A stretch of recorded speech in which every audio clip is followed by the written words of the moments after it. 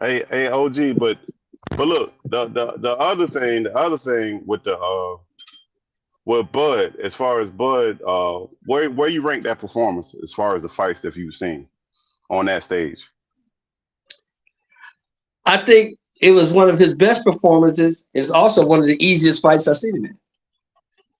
No, no, I mean with fights you've actually seen, like big fights, big mega fights that you've Oh, actually big mega seen. fights. His Yeah, yeah, performance. Oh, Bud's performance. Bud's yeah, performance is yeah, up there. yeah. But Yeah, it's up there. It's up there.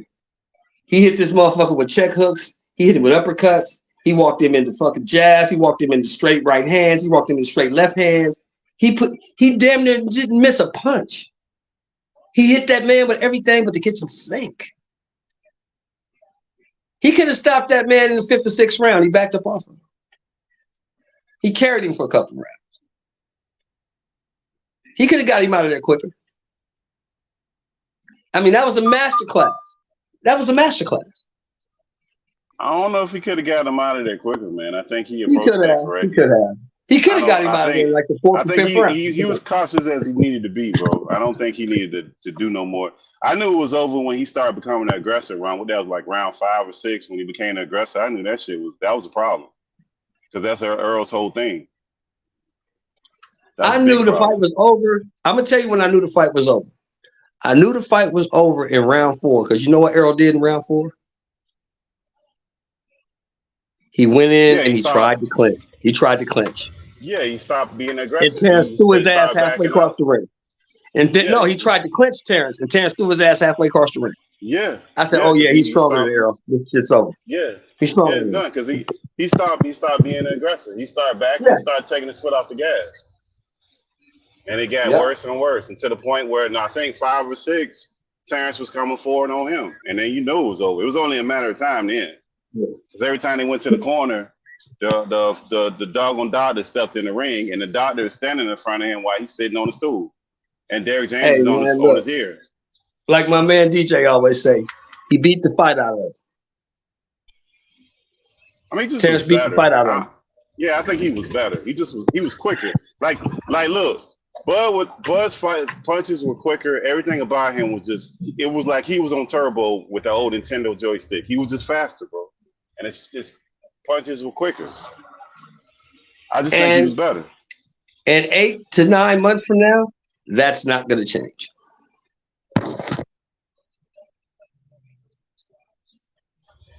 I don't know. We'll see. We'll see what Look, happens with man, that. We'll see. a beating like that takes years off you, bro.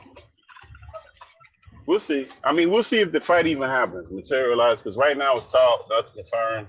We will If I'm see. It's smart, all rumors and If speculations. Errol is smart, honestly, if Errol is smart, he gonna fight somebody else. If he's smart, don't fight him But again. why? But why? If that's listen, if they're prize fighters and that's the biggest prize fight he's gonna have by far, like it's not even remotely close. Think about what you just said. Prize fighting, right? Mm-hmm. What good is the prize if you ain't conscious enough to spend it? Oh, I got you. But money making men do some strange things, man. Yeah, but think about it. He just made about $30 million. What good is the money if you ain't coherent enough to even count it or spend it? I got you. Because you keep fucking with that dude. You think you went to the spittle this time. He gonna send your ass to the spittle for real the next time. I get what you're saying. We'll see. We'll see. First of all, we Hey, got to see if the fight even happens. That's the first step.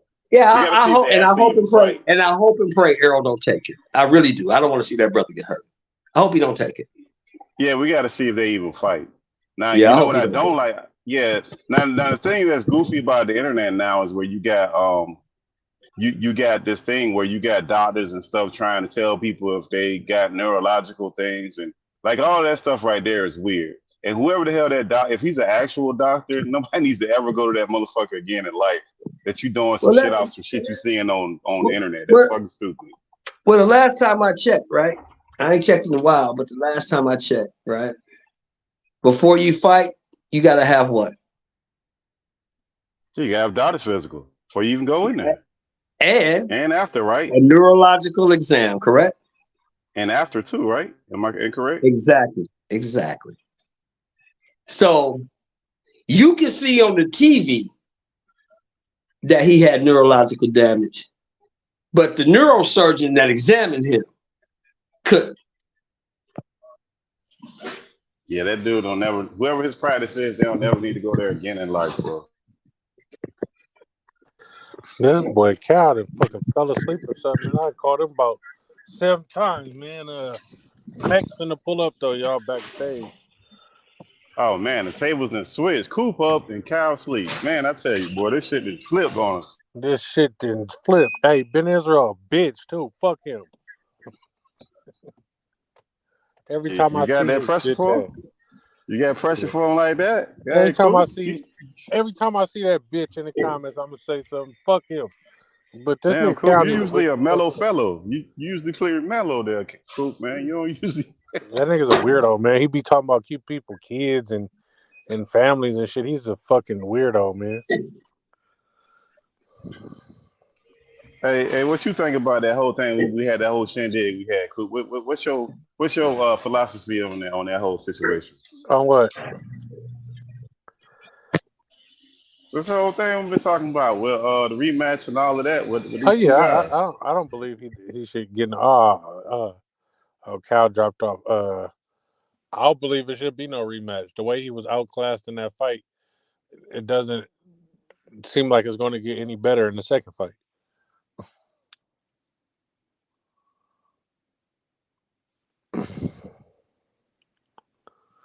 Like, what could he do to improve on his performance in the next fight?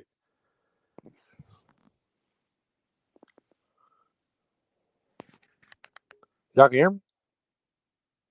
Yeah, now we here, Coop. Okay. Yeah, we here. I mean, what can he do? Nothing. I mean, he fights one way. He only has one style. He fights one way. I get it. Comes I forward. get it, but that's his You can't style. fight going I backward. mean, but look, everybody ain't Bud, bro. It's only one Bud, bro. It's only one of those guys. They ain't make no more of him. Well, I that understand one that. style works for I don't everybody think Boots else. gonna let him get on the inside and punch on his body either. I understand what I you're don't know saying, about T, that. but that's what I'm telling you. You advocating for the rematch, but it's not going to be competitive. That's what we trying to tell you. The rematch ain't going to look I no don't know. different than this. It's probably going to look worse. I don't know if it is or it ain't. But Somebody, first of all, we don't even know if it's gonna happen, bro. That's the first thing. We don't even know if it's gonna actually happen. hey, Because it's somebody still. posted a video of Rolly and Earl fighting side by side and said them niggas fight the same. They Hey, got a but watch. what about Pitbull, man? That dude looked terrible, He man. looked What the fuck was trash. that? He What should the keep fuck was Tank's that? name out his mouth. I've been told you I'm that dude saying. was trash. That dude is famous for losing. He got famous for getting beat by Tank with one hand. By one hand Tank. And now That all dude of a is sudden, trash. He always been trash. He gonna continue He to was be horrible. trash. He's no good. That dude ain't good. he's just the person to survive a knockout artist. That's it. He got a hard head. That's only because your boy only had one hand. Pitbull If he would Cruz have had ain't both never gonna hands, be he'd have been out of champion there. of anything. He All keep right, walking around with that silver belt and that other little weird ass belt he walk Cal, around wake with. your ass OG, up. I have heard enough. It was I've bad. heard enough of this blasphemy, Oh this man, there you nonsense. go. It was That's my Pitbull bad. legend Cruz up in ain't gonna here. never be champion of nothing.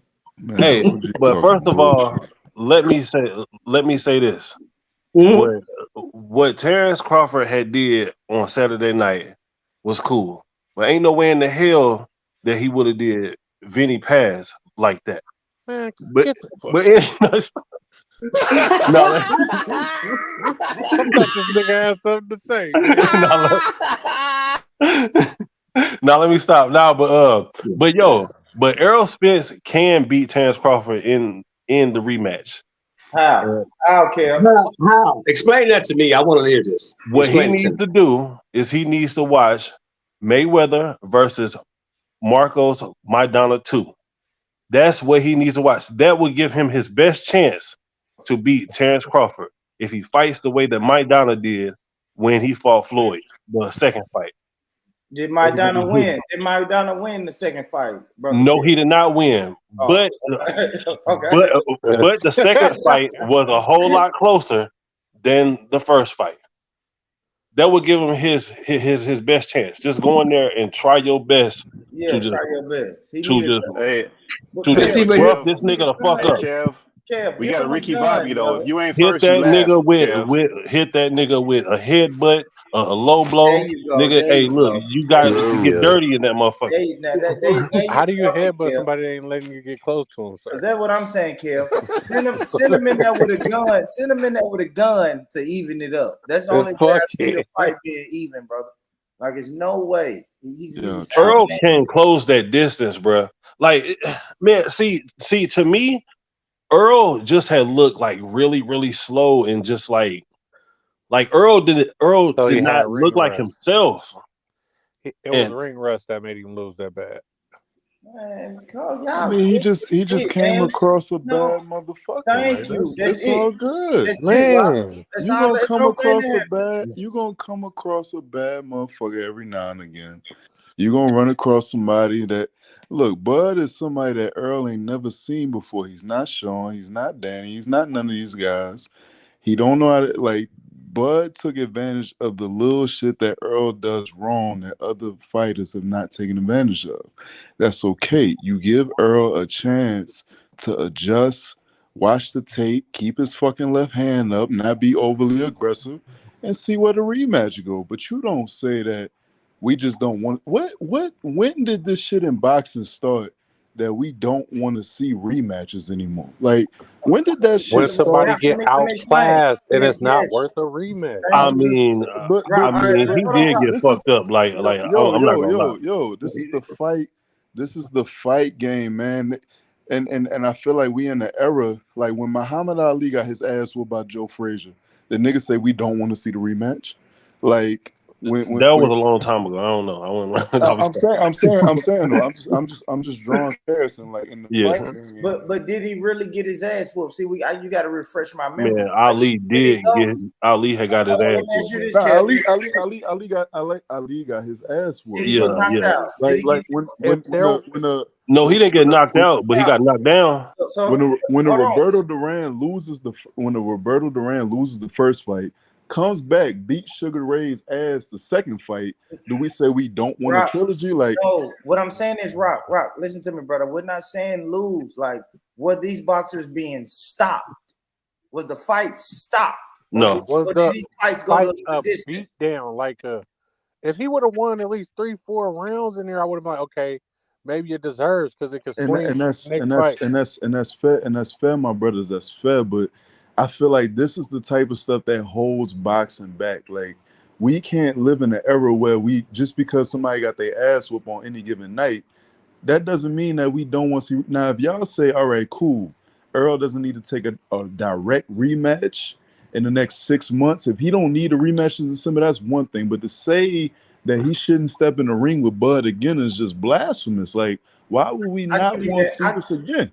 hey, I got a question for you, Rock.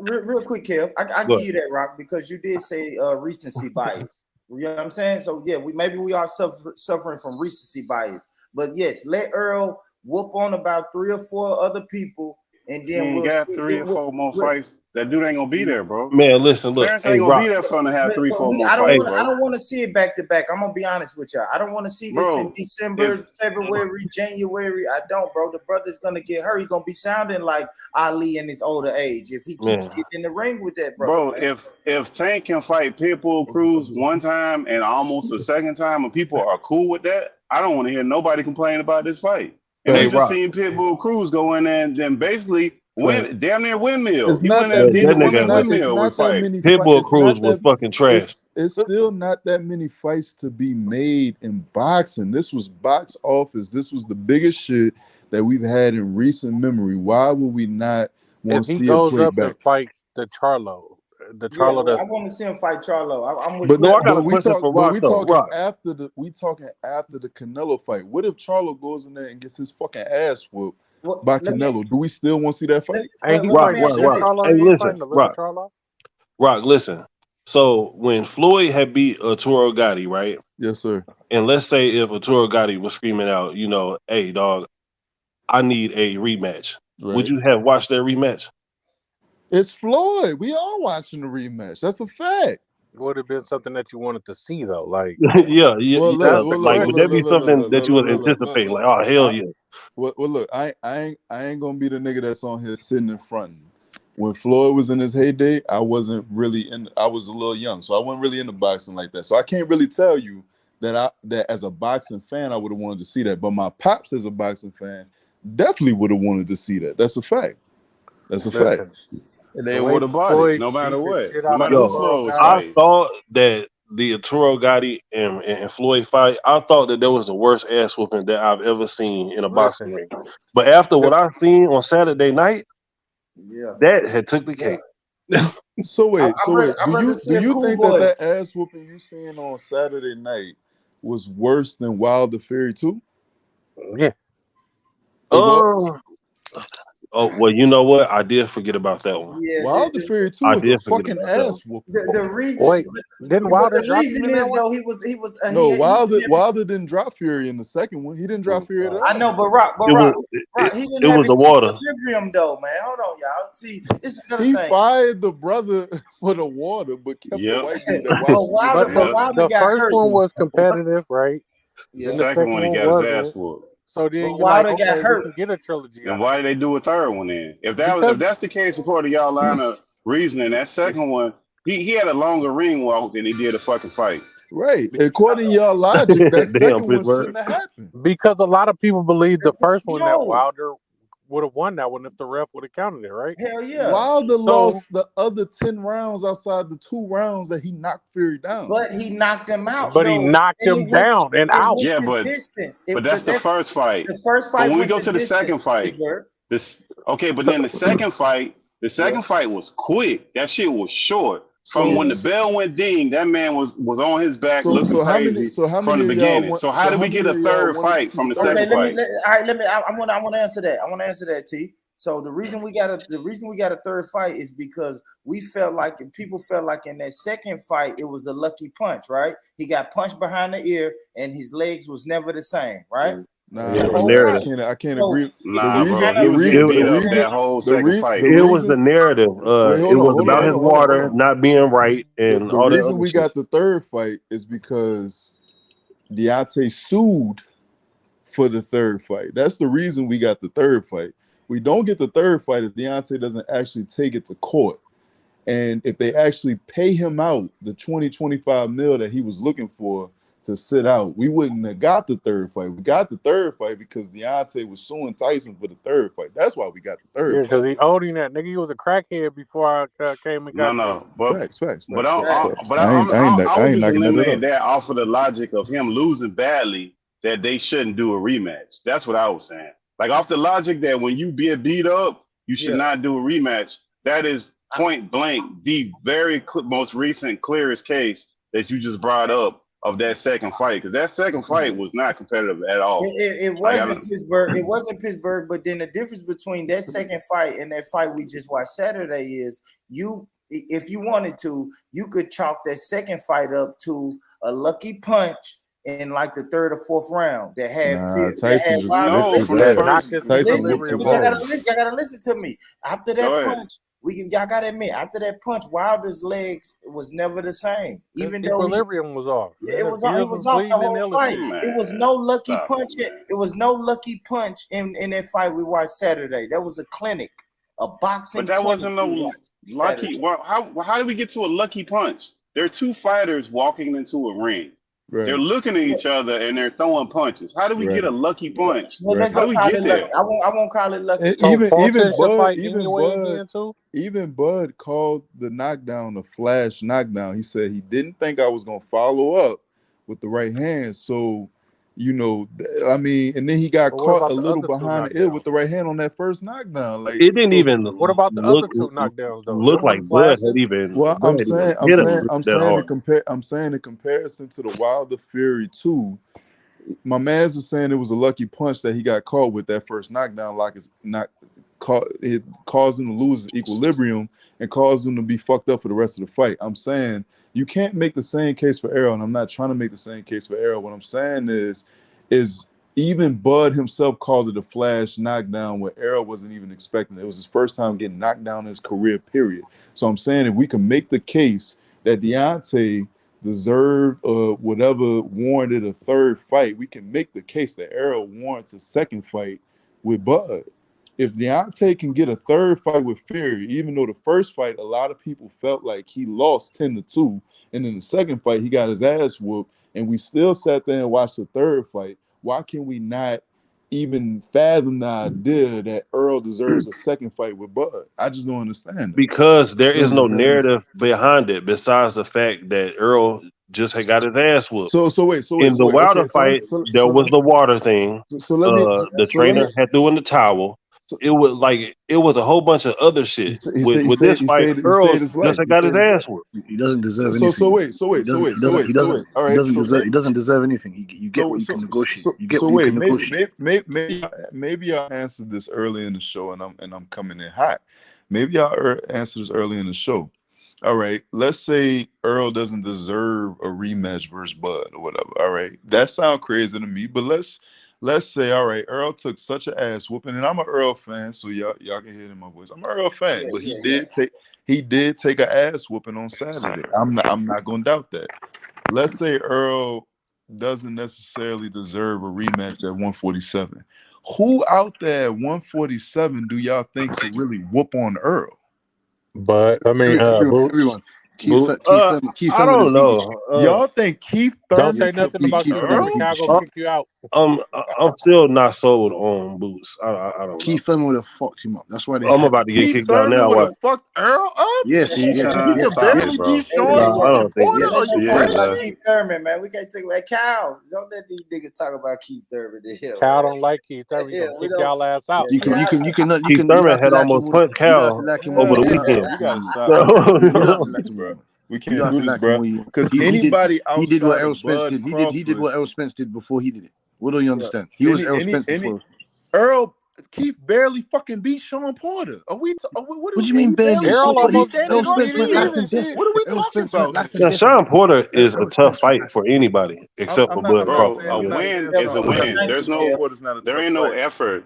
There ain't no effort prizes, bro. Either you win or you don't win. You barely win, you win by a lot. A win is a win. There's no adjective to that. Can I ask a question to the panel? Outside of heavy bag, and I respect heavy bags, you know, I respect what he's saying. Is there anybody else on this panel that feels before this fight that Keith Thurman could beat Errol Spence? No. Before this fight, no. Hell no. I don't know. I don't understand. Fight, I don't really understand why you believe that, because Errol Spence, he hasn't fought in over 460 days. Why do you believe that he can come and just? And he still comes and whoops ass like he whoops what ass? Like what we doing here? When's the last time Keith Thurman fight? And Danny. Danny Garcia ain't done nothing at 147. But wait a minute. When's the last time Keith Thurman fought? When's the last time since we doing that? Barrios, when's the last time Keith Thurman fought? Barrios. It's been like what? Before Barrios. Almost 2 years now. He fought Barrios 2 years ago, bro. He fought Barrios. He got that's like 2 years ago. So Barrios. we doing ring rust. What are we doing? No, he wasn't 2 years ago. So what? That'll be rusty damn motherfucker in there. It's pretty damn close. It wasn't 2 years ago. So Tank fought Barrios. So Tank fought Barrios 2.5 years ago. Is that what you're trying to tell me? Tank fought Barrios 2.5 years ago. No, Keith Thurman. When's the last time Keith Thurman had a fight? Are you from London? You just talk about Keith Thurman. So hold on, sir. Excuse me. So hold on, sir. If you're saying that he didn't fight him 2.5 years ago, how are you saying that Keith Thurman fought Barrios 2 years ago if Barrios fought Keith Thurman after Tank? That don't make no sense. You can't play those games with me. I'm very calculated. You understand what I'm saying to you? What's the date then, nigga? Come on with it. Yeah, we come on, nigga. What's the date? Real quick, heavy bass, because I do want to make it known. Like, I'm not saying that Errol Spence ain't a beast. Like, put anybody else in that weight class up against Errol Spence, they're gonna have a long fucking day. Thank you. He get in the ring with Bud. He get in the ring with Bud. He's just outmatched with Bud. That's it. I stand on that. That's it, and that's my only point. Outside of Bud at 147. Who are we talking about that's actually a favorite over Errol Spence? It's not. It's not Errol Spence. That Errol Spence that we saw in there on Saturday, the one that said his timing was off, this was off. Yo, he was missing. Where you from, G? Where you from? I'm from South London.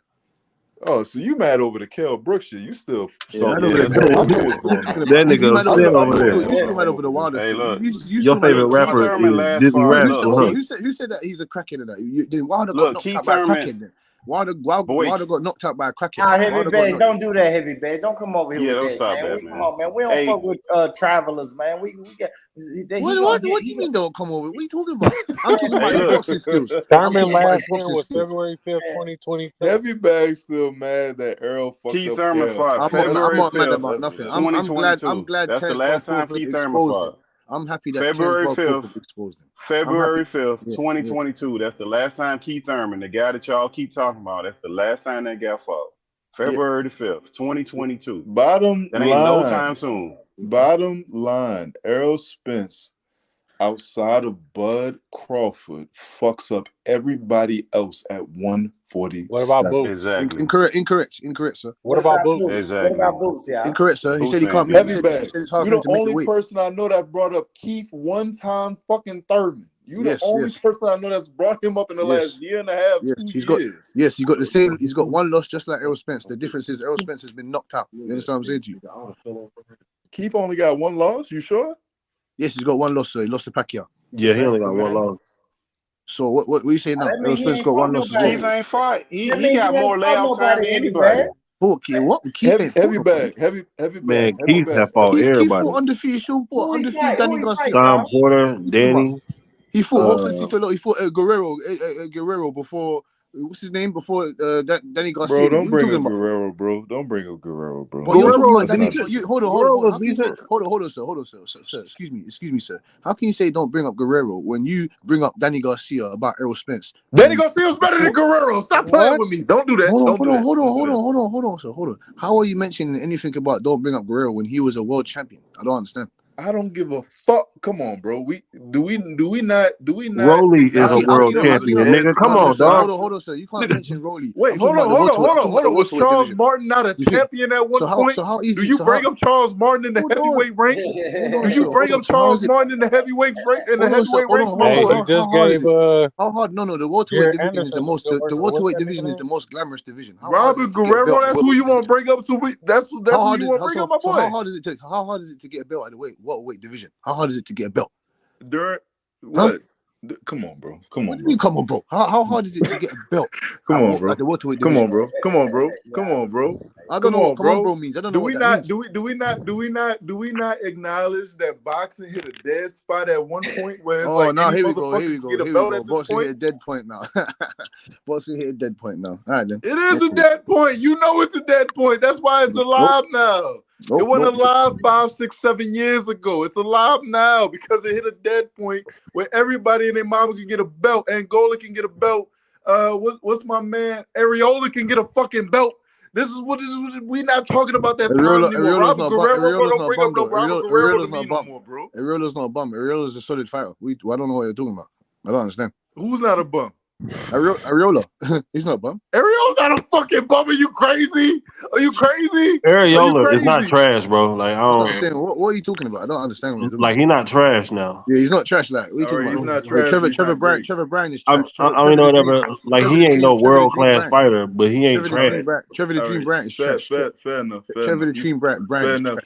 Fair enough. Okay, in the era where we're starting to identify world class fighters, thank you for saying that, brother. In the era where we're starting to identify world-class fighters and boxing is actually picking up steam as a sport and we getting more world-class fights.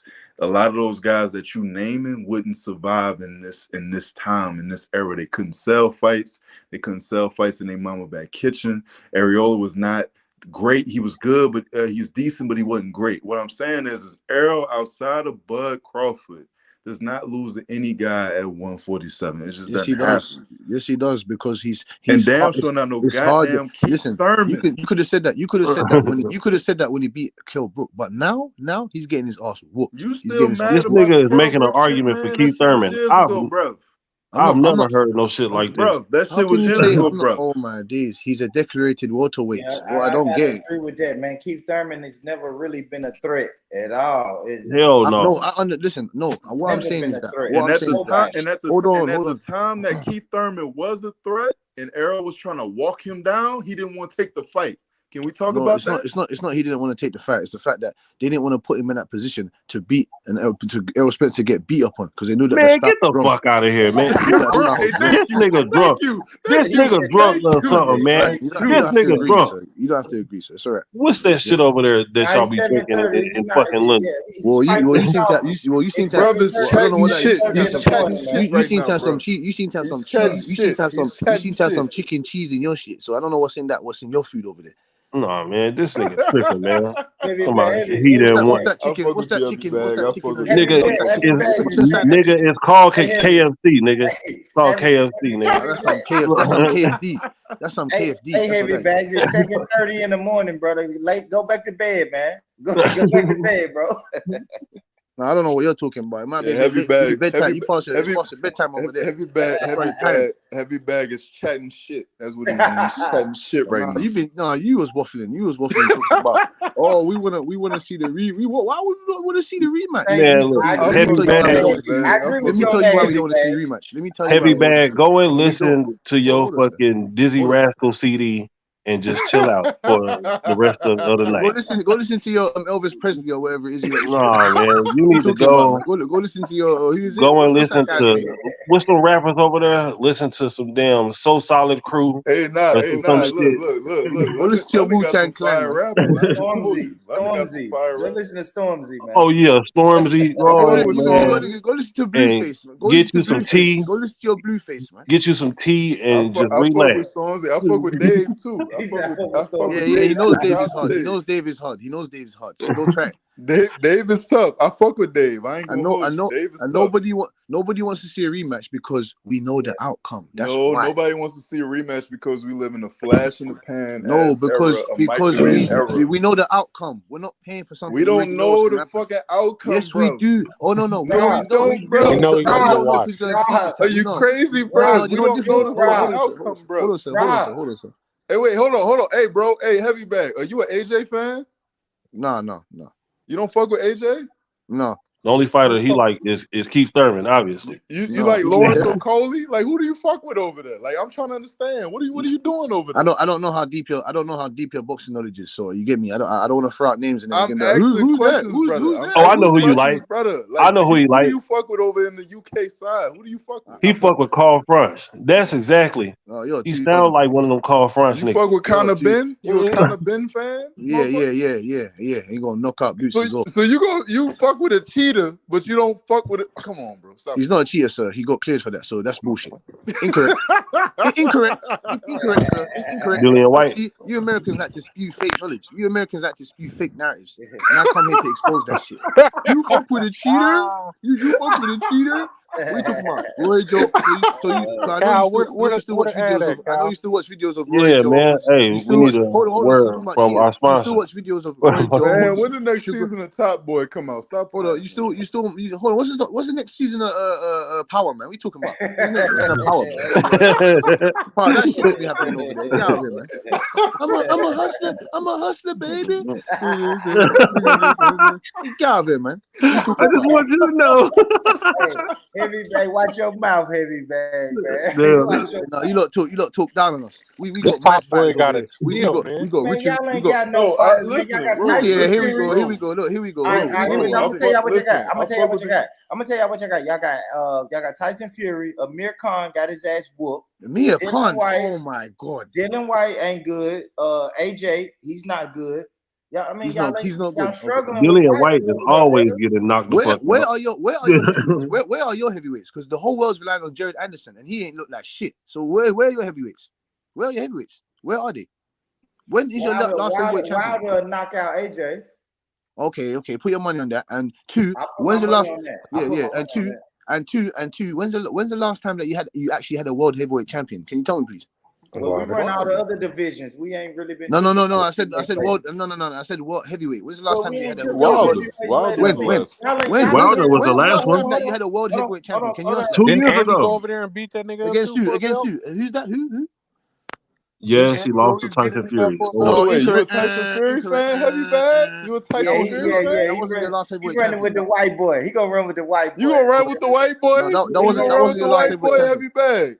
Excuse me. Who was your last heavyweight world champion, please? Deontay Wilder. Deontay Incorrect. Incorrect. Hey, yo, Who- fuck all that. Listen, heavy bag. Trevor the Dream Bryant. Trevor the Dream Bryant. Fuck Trevor the Dream. Listen, fuck all that. Hey, Listen, if you talking about heavy those silver bag. I belts fuck and with the shit they got UK, over there, man. You making them look bad right now. Fuck No, with the UK. I ain't. No, I ain't. I'll No, I be ain't. there. I'll be there next spring. I'm listen. You making them look bad, bro. No, I ain't. We have You multiple got facts. you on that food. That was What you on. food? You on that What food. food? So what do you disagree with? So what do you disagree with? So what do you disagree with, Mr. Rock? What do you disagree with? I'm just chatting shit like you, man. I'm just chatting shit. Okay, yeah. You off that Thunderbird or them Black and let me tell you how them I Black don't and think Miles, that whatever. Black you and Miles. completely understand. So let me tell you, heavy bag, sir. Oh, is that how you want to go? Oh, two can play that. No. Two can play that game. I So, fuck with heavy bag. your boy Earl. Earl got his ass whooped.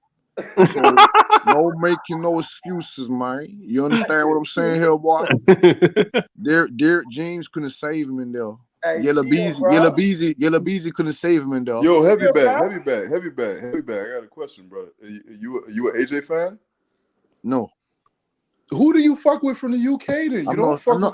How can I'm see? I'm a real boxing fan. I'm not an ignorant idiot like these other people that you get me that poison the YTBC. You understand what I'm saying to you? I'm not a fan of somebody that loses and then throws another man's belts that he just won off you out of the ring. That is incorrect. And then you're going backstage and slapping people in that. You still are not answering the question though. Who do you fuck with? I fuck with Richard Riakporhe, the up and coming new cruiserweight champion. Oh, Lawrence gonna fuck him up. Lawrence gonna fuck him up. Oh, you're buzzing out your head. The guy I'm that Lawrence. I'm just playing. I'm bullshitting. I'm bullshitting. The guy that Lawrence lost to, we already smacked him up. So we're gonna smack him up again to get the belt. I like Richard. Yes. We're gonna crush up. We're gonna crush up Jay Opotea. We're gonna crush him up. We got guys we got world champions, the likes of Dennis McCann, Sonny Edwards. You know what I'm saying to you. We got Joe Cordina that got robbed of his belt. Who the fuck is these people, bro? That's what I'm saying. You don't know. That's what I'm saying. Your boxing knowledge is not your boxing. Yeah, I have no idea. Your boxing bag ain't deep enough. You don't know these guys. What you mean? It's a million fucking boxes in the world. I don't know who the fuck going on over there. We got Buatsi. We got Buatsi. We got Dan Aziz. Oh yeah, Joshua Buatsi. He good. Joshua Buatsi. He's meant to take on Bevo. He meant to take on Bevo. Bevo don't want us work. Bevo gonna fuck him up. All right, we'll see. We'll see then. Bevo's gonna fuck him up. Okay, I'll be right back here, and you can tell me that. Simple. Bevo's gonna fuck. So what are you gonna say when Bevo fucks him up? Are you gonna say Buatsi needs to retire? No. Bevo's on the pound for pound list. Are you gonna say Bevo's on the pound for pound list, sir. Bevo's on the pound for pound list, so I'll have no problem if we can get his arse. So if Bevo fucks up Buatsi, are you gonna be a man and come up here and say we don't need to see a rematch right now? You gonna say that? Of course. What the hell? But he ain't good. But let me tell you this. I promise you. You wanna bet whatever dollars that is over there that he's not gonna get his ass whooped like Errol Spence? Do you wanna bet that? No, that's not a fair comparison, bro. That's not a fair comparison. Bevo gonna fuck him up though. I ain't gonna. No. Not like Errol Spence. Errol Spence got his ass whooped. His face got crushed. You got crushed. I mean, Errol Spence has been through more. Errol Spence has been through more as a real nigga than Buatsi has. I'm gonna break. Let's keep it a bean here. Let's keep it a bean here. Yeah, he fighting real gang wars in Dallas. Let's keep it a bean here. What is Buatsi doing? What real gang wars? You went to private school, nigga. What are you talking about? What real gang wars? You think I'm stupid? Do you think I'm stupid? What? No, I'm saying. Why do you try to lie? Why do you try to lie to me? Listen, did you try to lie right there? Listen, I don't know what the fuck going on in the UK. I'm letting you know that Earl got caught. Like he got caught in the middle of a Mo 3 war. I know you don't know none of them Dallas rappers. He had Mo 3 kills. You know what I'm saying? I know you ain't into all that shit. I know y'all got your own thing going on in London, but I'm saying Earl really in the field like that. He really in the Earl's really in the field. So 1 minute. So hold on. So 1 minute he stays in the gym. 1 minute he stays. Puro. Do you hear these excuses? What up? Yeah. They're pretty funny. I ain't gonna lie, bro. He stays in the field. I've been laughing my ass off, bro. Puro. He said he stays in the field. It's not excuses. Puro. He said he stays in. 1 minute he's dedicated. He's in the gym. He gets. So what? You just said he's in the field. You said he's in the field though. He is in the field. Well, you said he's in the gym. Which one is it? Motherfucker, you can do both. Both can be true at the same time, motherfucker. So That's what I'm saying. That's gonna lead to you Doesn't getting sound like smoked. I'm saying both can be true at the. I don't know how they give it up in the ends where you at. I don't know how they give it up in the ends. Well, you've But been over over here. here You've been over in you've been over America, here. you gotta fight for your life over here in America. That's what I'm telling you. Heavy Bags is from Peckham. I can tell by that accent. He's from Peckham. How do you know? How do you know where I'm from? Yeah. Heavy Bags from Peckham, man. What you know about Peckham, fam? You know I'm from there. Come on, man. I know Peckham. I know all the London. I know high roads. I know all the high Heavy roads. Bags and is everything, bro. chatting. He's chatting right now. Heavy Bags is chatting Oh, shit. Heavy Bags. I know all of that. I know Tottenham, Peckham. Yo, what up, bruv? What's up, bruv? What y'all at? Tottenham. No, that's too funny. Yeah, man, those motherfuckers from Peckham, they know how to cook, bro. I got family in Birmingham. We don't do them things. Yeah, say nothing. So you got Leon Edwards in that. Yeah. Hey, boy, Rich locked in on the other side of the pond with the red coats. You feel me? But he's good. Hey, don't He's tell a him good guy. nothing, mate. Don't tell him nothing, mate, man. Hey, boy, Rich, I ain't mad that you friends with the lobster bags. You feel me? It's all good. Just know that they lost. As long as they know, hey, as long as you know that them Brits are Earl Spence and we Terrence Crawford over here, just know that. Hold on. How you bring up Bawatsi with 17 and 0? Like what the fuck? How you bring up Bawatsi? We sent them back home packing. We sent them back home. They took their ships. They took their ships on a long ass journey back home. They got their ass whooped. They went all the way back to Britain and said, "Hey, bro, them Americans, let's let them be." That's all they said. That's it, though. What the fuck are we talking about? Hey, all I say is, hey, don't forget your place in life. You're our little homies. Don't forget that. You're buzzing out your fucking. What are you talking about? You're our little homies. You used to be our big homies. You used to be the big homie, and then we made you the little homie, and now you're the little homie forever. So don't forget that. No, not in the heavyweight division. Where's Bawatsi ranked at? Where he ranked at? Not in the heavyweight division. Not in the heavyweight division. We run that. America. These colors don't run. America. Well, Tyson Fury came over there and whooped all you Americans. Who in America can whoop Tyson Fury? Tell me that. Hey, check this out. Yo, you can have all the greatest athletes in the world. But when it comes to war, we whoop their ass. So just stay in your place. Stay in your place. Hey, Heavy Bags. You listen to Heavy Bags? Yeah. Does Bawatsi beat Better Beef? Oh hell no. No. Oh, okay. Nobody beats Better Beef at lightweight. Nobody beats Better Beef at lightweight. Bevo beat Better Beef. Bevo beats Better Beef. No, he's not going 12 rounds without getting caught. That's not happening. You said Bevo beats Better Beef? Your footwork, yes. Hell no. So wait, hold on. I asked if Bawatsi beats Better Beef. No. So you don't think Bawatsi could beat Better Beef, but you think Bawatsi can beat Bivol? Excuse me, Rock. You're not a casual. It sounds like you're not a casual. So you understand that styles make fights, right? Get the fuck out of here, Heavy Bags, bro. I don't believe Bawatsi can beat Bivol. I'm just saying to you that would be a good fight. So who the fuck can he beat? What is you holding them down for? Who the fuck can he beat?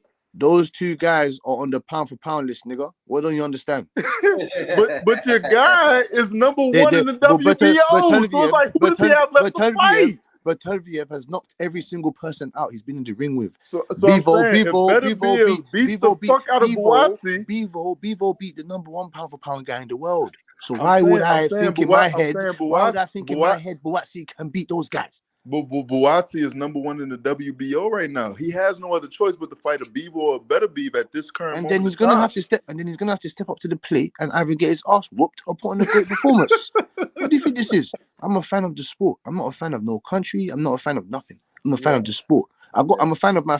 I'm not gonna let you just piss down on us now. You know what I'm saying? That rat faced docile Max came up here talking about what little homies, little homies and all that. No. You're not gonna come and discredit. You gotta stand on your shit. You gotta stand on your shit. Hey, but real quick, Heavy Bags, where your people originally from? You Caribbean? Yeah. I'm St. Lucian, and Nigeria.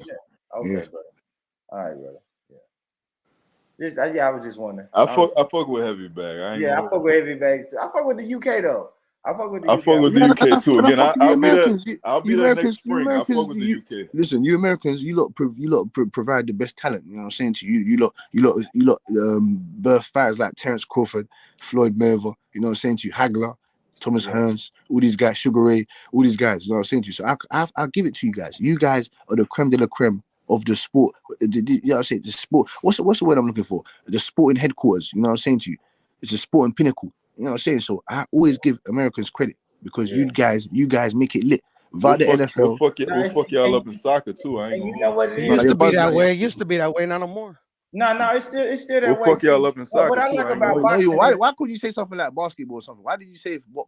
I don't understand. Why did you say football? We'll destroy you. We destroy you all the time. I'm gonna say You don't this, know what Rock. I'm gonna say this, Rock, and this is why I love it. Like I'm in Tennessee, and boxing ain't really big where I'm from, but I do respect like any sport or any black man who can, take nothing and become something. You see what I'm saying? I love hearing them stories about black brothers that saying, look, I didn't have shit but this boxing gym. If it wasn't for this boxing gym, I would have been gang banging or in the streets. And now next thing you know, they on pay-per-view and they world champion. So that's one thing I do respect about boxing or just Americans, just American, Thanks. the American story to turn nothing into something, man. So that's a beautiful thing. That's why I've really fucked with Bud, though, if I'm honest, because my research showed me that Spence comes from a boxing family. Like his father was a boxer. You see what I'm saying? But Bud, when I was listening to Bud's story, it was like, man, Bud either had this gym or he was gonna be in the streets. So, like, I ain't gonna lie, that shit had something to do with me picking Bud for the fight Saturday. And plus, I knew Bud. I never really seen Bud get hurt in his previous fights, and I seen Spence get hurt a couple times. I seen Spence with the wobbly legs, Rock. I know. Wait, hold on. Go ahead, Rock. Wait, hold on, brother. Go ahead, Rock. If you seen Spence with the wobbly legs, I'm sure you seen Crawford with the fucking wobbly legs. I must have missed it. Gamboa? Bob Crawford's been hurt before. Gamboa hurt him. Cav Velasquez basically dropped him. But didn't get counted. Cav Velasquez dropped him? That was like whatever. Yeah, that was not a drop. It wasn't a drop. I counted it as a drop, but I mean, he wasn't hurt. Yeah, it wasn't a drop, but it was a flashlight. He buzzed him. You know what I'm saying? He buzzed him. He knew that something was there. I'll give you another thing that I paid attention to. Now, Spence and Sean Porter went the distance. Yeah, he knocked Porter down, but it went the distance. But that was a stoppage. That was after a layoff again. All I'm just telling you how I came to the conclusion that I came to, but I'm not a bandwagon or nothing. I actually put a few dollars on Crawford to win. I picked it by decision, so I didn't really win no fucking money. I was too pussy to pick the pure win. But that's also another thing right there, brother.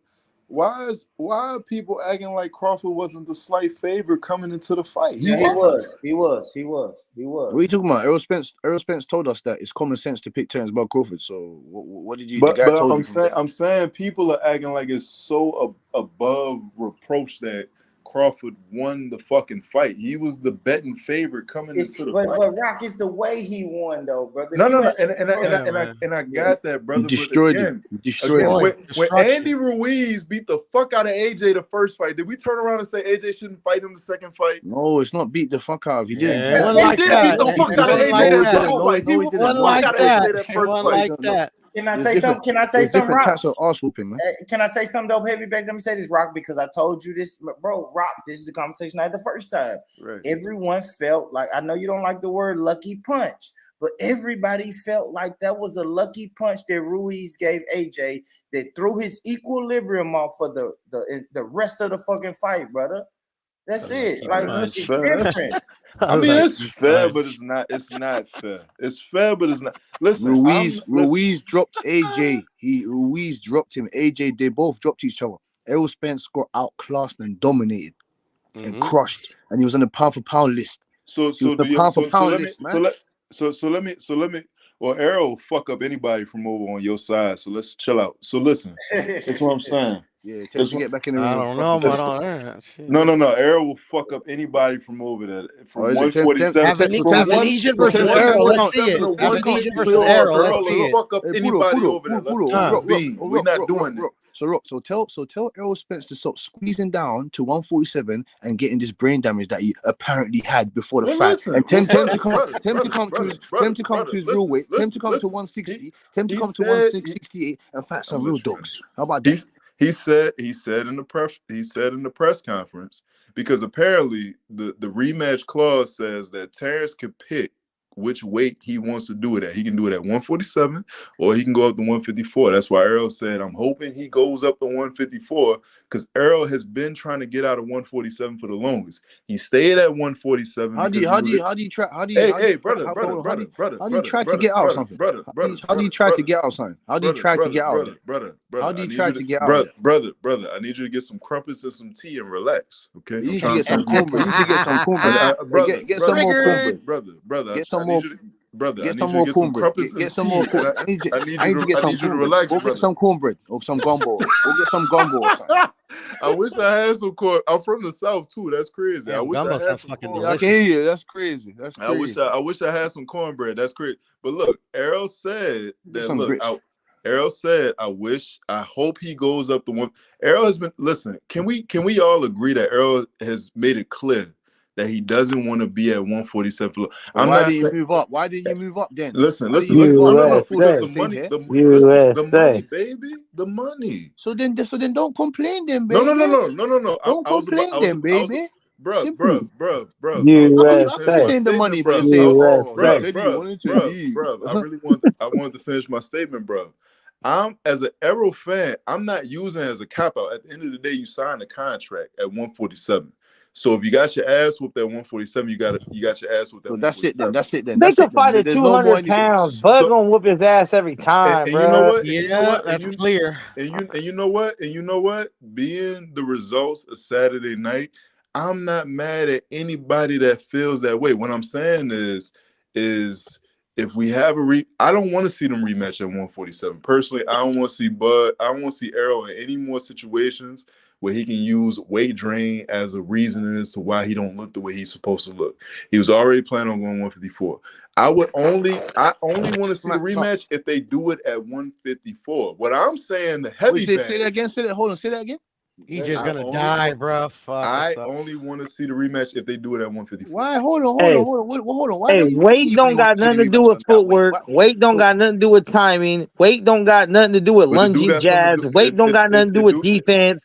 Weight don't got nothing to do with none of that shit. Thank you. First off, the same way Frank Martin looked in his last fight is the same way Errol Spence looked. Hold on. First off, Max, you fucked up for that emblem you got as your. Yeah, put it on the main screen, man.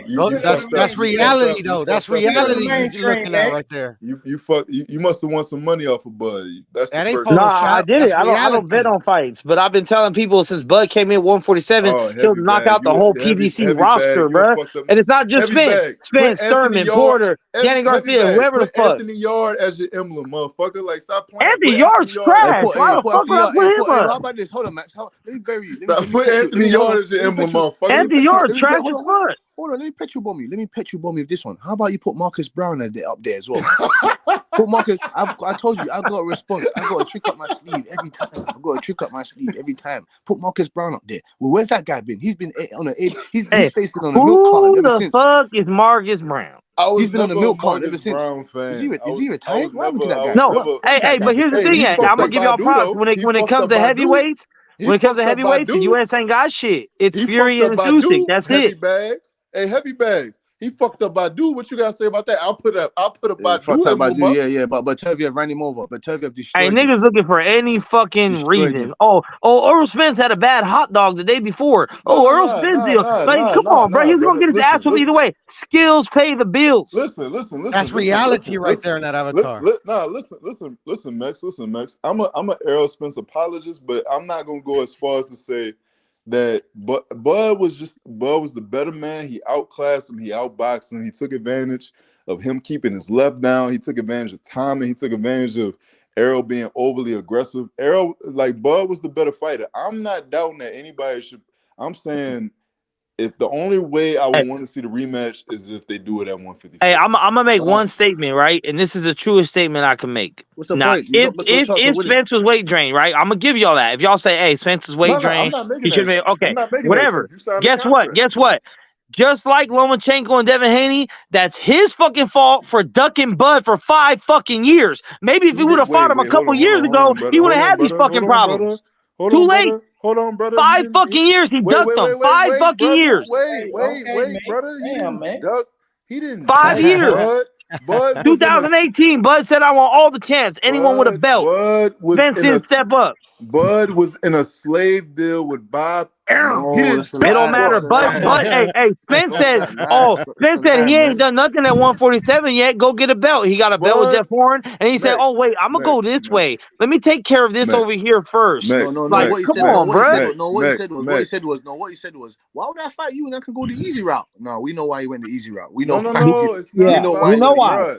We know why. Look at his face. Hey, I ain't mad at it. I ain't mad at it though. Spence, go get your money, bro. Because as soon as you fought Bud, you wasn't gonna do shit. Look at his face. That fight's gonna be in Omaha though, bro. He's gonna die.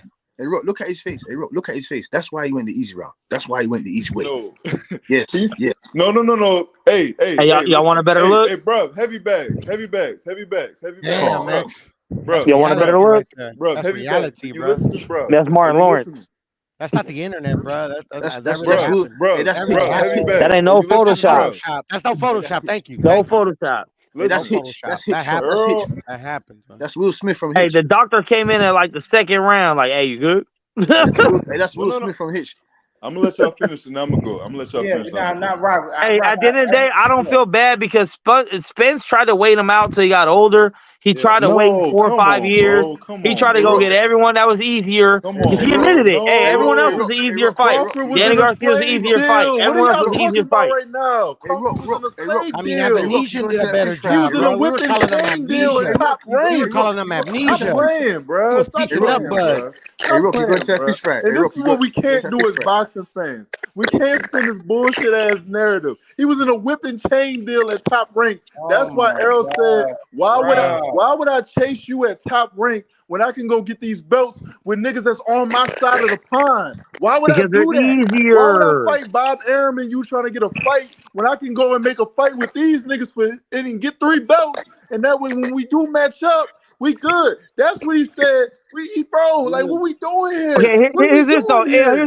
If Bud was the easiest out the champions, knock him out the way, and it's just PBC at 147 for the rest of those years he's trying to get it. Brother. He was hoping that Bud would lose at some point. No, that's Jamel Harris. Listen, that's Jamel Harris fight. Why did he fight Mikey Garcia? Why? I feel bad for EJ, to be honest. Bro. Can y'all hear me? For why did he fight a little ass 147, 140? Why did he fight 135 pounder? Why did he fight 135 pounder Mikey Garcia? Why? No answer. No. Exactly. I'm going to the bigger point. When Errol said Mikey Garcia had no belt over that side of the pond. Heavy bags. I need you to hear me, bro. When Errol said that, at that time, you got to take into context where he was at that time. He's trying to gain all of the belts on the PBC side. So what he's saying is why would I fight with Bob Arum in top rank to try to make a co-promotion? Mikey Garcia didn't have a belt, bro. Can we not come here? Danny Garcia didn't have a belt, bro. Can we not come here? Man, I mean, this is not apologizing, bro. This is delusion. Hey, both Garcias didn't have a belt, but keep going. We have to cut you off. Keep going. Go ahead. Danny didn't have a belt? No, Garcia. No, he didn't. Neither Garcia had a belt. Danny and Mikey didn't have a belt. But go ahead. Mikey did not have a belt. Danny didn't have a belt? No, none of them had belts. So what are you talking about now? Danny not only Ugas and Porter. Only Ugas and Porter. Was Danny not a mandatory? Okay, Danny Garcia was mandatory. Was Danny not a mandatory? No, hold on. Hey, hold on. Before y'all start that narrative, when the fight was originally made, Danny Garcia was not a mandatory. After Spence got injured and whatever he got injured, and the fight got pushed back, by that time, Danny Garcia was a mandatory. When the fight first got made, before the car accident, Danny Garcia was not a mandatory. Okay, but by the time that Errol got injured, Danny was a mandatory, right?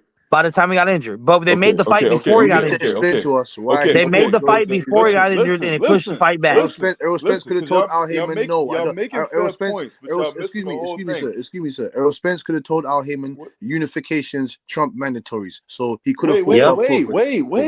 Man, none of this shit matters, bro. He got clipped. Y'all are missing it. Y'all are Hey, missing Pudo, it. he doesn't want to hold the cooking. You get me? Y'all are missing it. Y'all are missing it. The bottom line in between all this whole timeline that y'all are giving, the bottom line was during this whole timeline that y'all are giving is that Bud was in a slave and whip deal with Top Rank. He couldn't really do anything. What is a slave Bud was trying to get out of his own deal. So you expect Errol to wait for Bud to get out of his own deal to make fights? Don't matter. So what does that have to do with his face looking like that? That's what I want to know.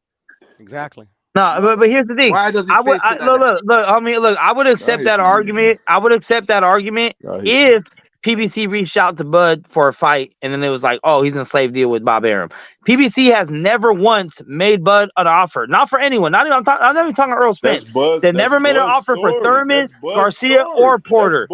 And then when Porter got put the purse bid, PBC never put up an offer on purse bid. Never one, not even a low ball.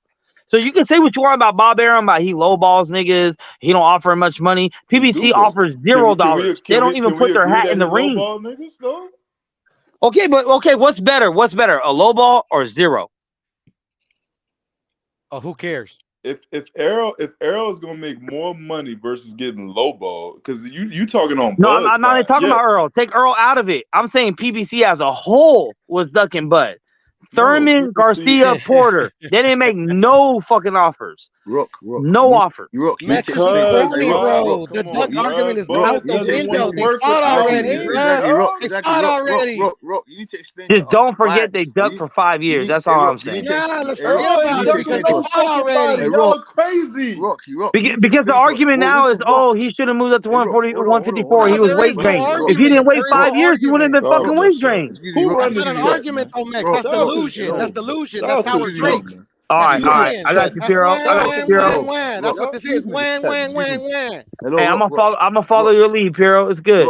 Rook, you need to shout out to the boxing section. Hey, Rook, you need to explain to us. Hey, Rook, we're not crazy in saying that. You need to explain to us why his face looks like that. What happened? He got crushed up. He got his ass whooped. Yeah, he got destroyed. There it is. Case closed. Yeah, no more talk. He's done. It's not. I mean, I don't know about exposed, but he got his ass whooped. He got beat by the better fighter. Fried fish. Wait, hold on. And not only did he get beat by the better fighter, he got beat by the pound for pound #1 fighter in the world. That's Canelo, by the way. I don't know about all that.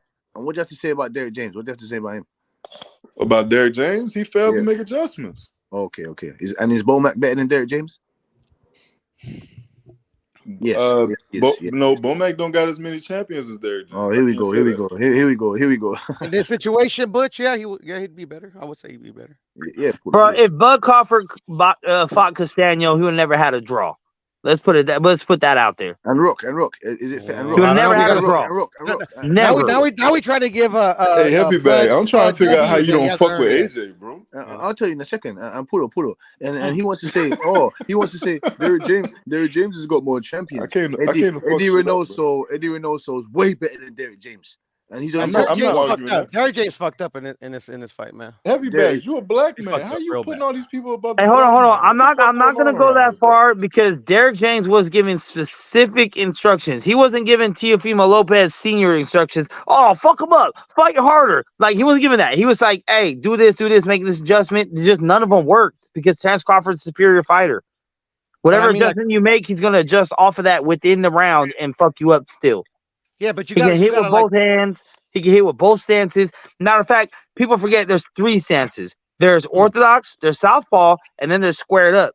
People say don't square up, but squared up brings you more power. Not a stance. Squared up is not a stance.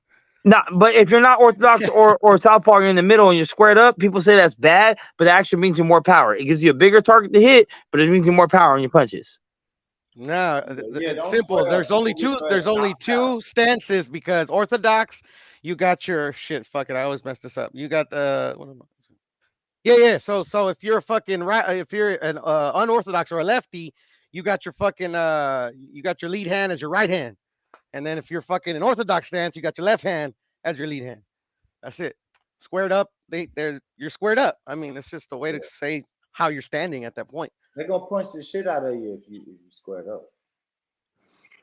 Not necessarily. Well, which squared up boxer is a good boxer? Like nobody even uses it. Chavez. Yeah, we seen what happened to Chavez.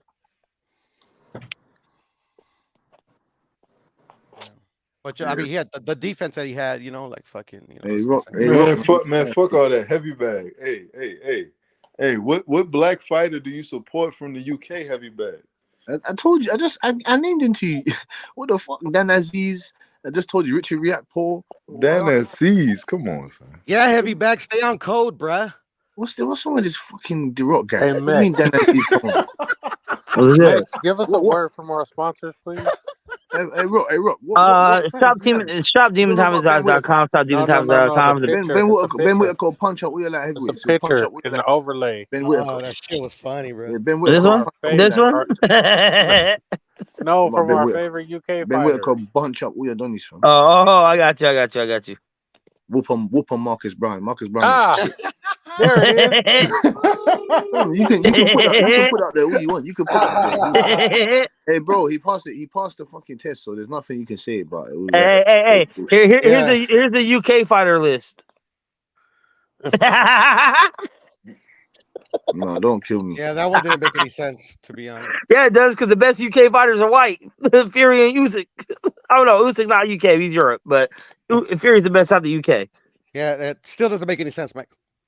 Yeah, because there's no good black fighters from the UK. No, it's just like they don't like in the UK. They That's don't incorrect. look at it that way. They don't look at it that way. That's incorrect, Max. We Americans, we understand. We understand that like Americans, like we fucking like. Wait. Okay, so who's the best? Who's the best black fighter from the UK? AJ. Lennox Lewis. Ever? No, right now in the game. Yeah, AJ. Okay, AJ don't got a belt. Anyone else? He's a former unified. He's a former world heavyweight. He's on a 2-fight losing streak. He's on a 2-fight losing streak. He's on a 2-fight losing streak. He's a former world heavyweight. He hasn't won a fight in almost a year and a half. So anyone else? Max, you said best fighter. What does a belt have to do with anything? It's priority. Because if you're the best, you should have something. At least a continental belt or some shit. At least a Commonwealth. Give him a Commonwealth, something. Yeah, but bro, if you you're have a loss, you're not more than likely, I would say, you're acting like a peon. Hey, but bro, you're acting like a peon. You got 52 states. What are you talking about? He said a peon. Yeah, you're acting like you got 52 states. If we had 52 states or even 30 states, okay, you guys got 2,000 fighters. Like you guys have a better fighting culture than we do. Yo, heavy bag. Did you call him a peon? It's not even close, Max. That's facts. but here's what I'm saying. Look. At the end of the day, right? At the end of the day, when it comes to fighting the boxing, the heavyweight champ is always the king of the world, right? Heavyweight champ is always the king of the world. Right now, it's 2 Europeans. So at the end of the day, you guys got that. You guys got Fury, and then if you want to claim Usyk, you got Usyk. If you don't want to claim him, you don't got him. But heavyweights are irrelevant. No, heavyweight's king of the world. Listen to what this guy's talking about.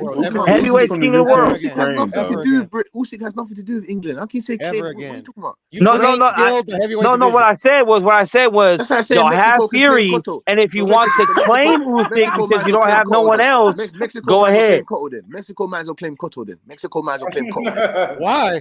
Why are we claiming Cotto? Why? You said if you want to claim Usyk. What I say he's European. I say he's European. He's European. He's European. That's a bad example. Pick another example. He's European. That's all I say. He's European.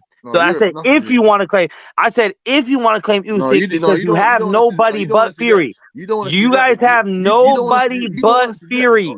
That's it. Hello, sir. If you want us to claim, no, AJ is on a 2-fight losing streak. If you want us to claim Europeans, the Europeans be whooping on you. If you want us to claim Europeans, the Europeans been busting up your No. I don't. No. Here's the thing. Let me make this clear. Let me make this clear. I do not want you guys to claim European.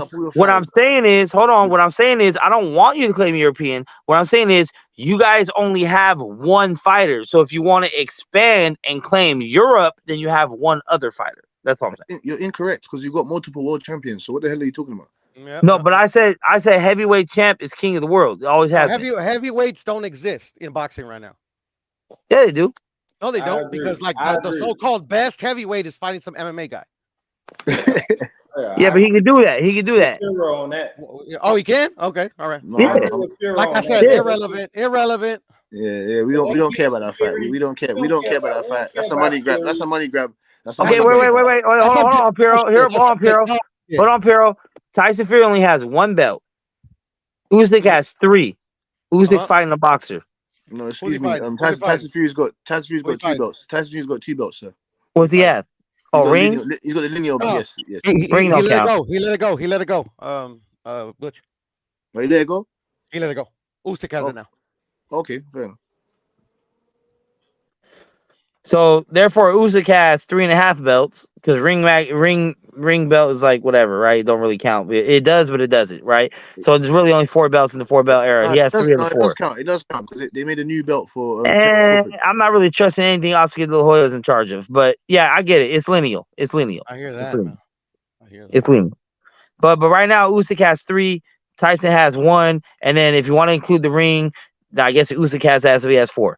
But so at the end of the day, Usyk has more belts than Tyson, but both of them are European, regardless of what country they're from. None of them are American. And at the end of the day, heavyweight champion is the king of the world, always has been.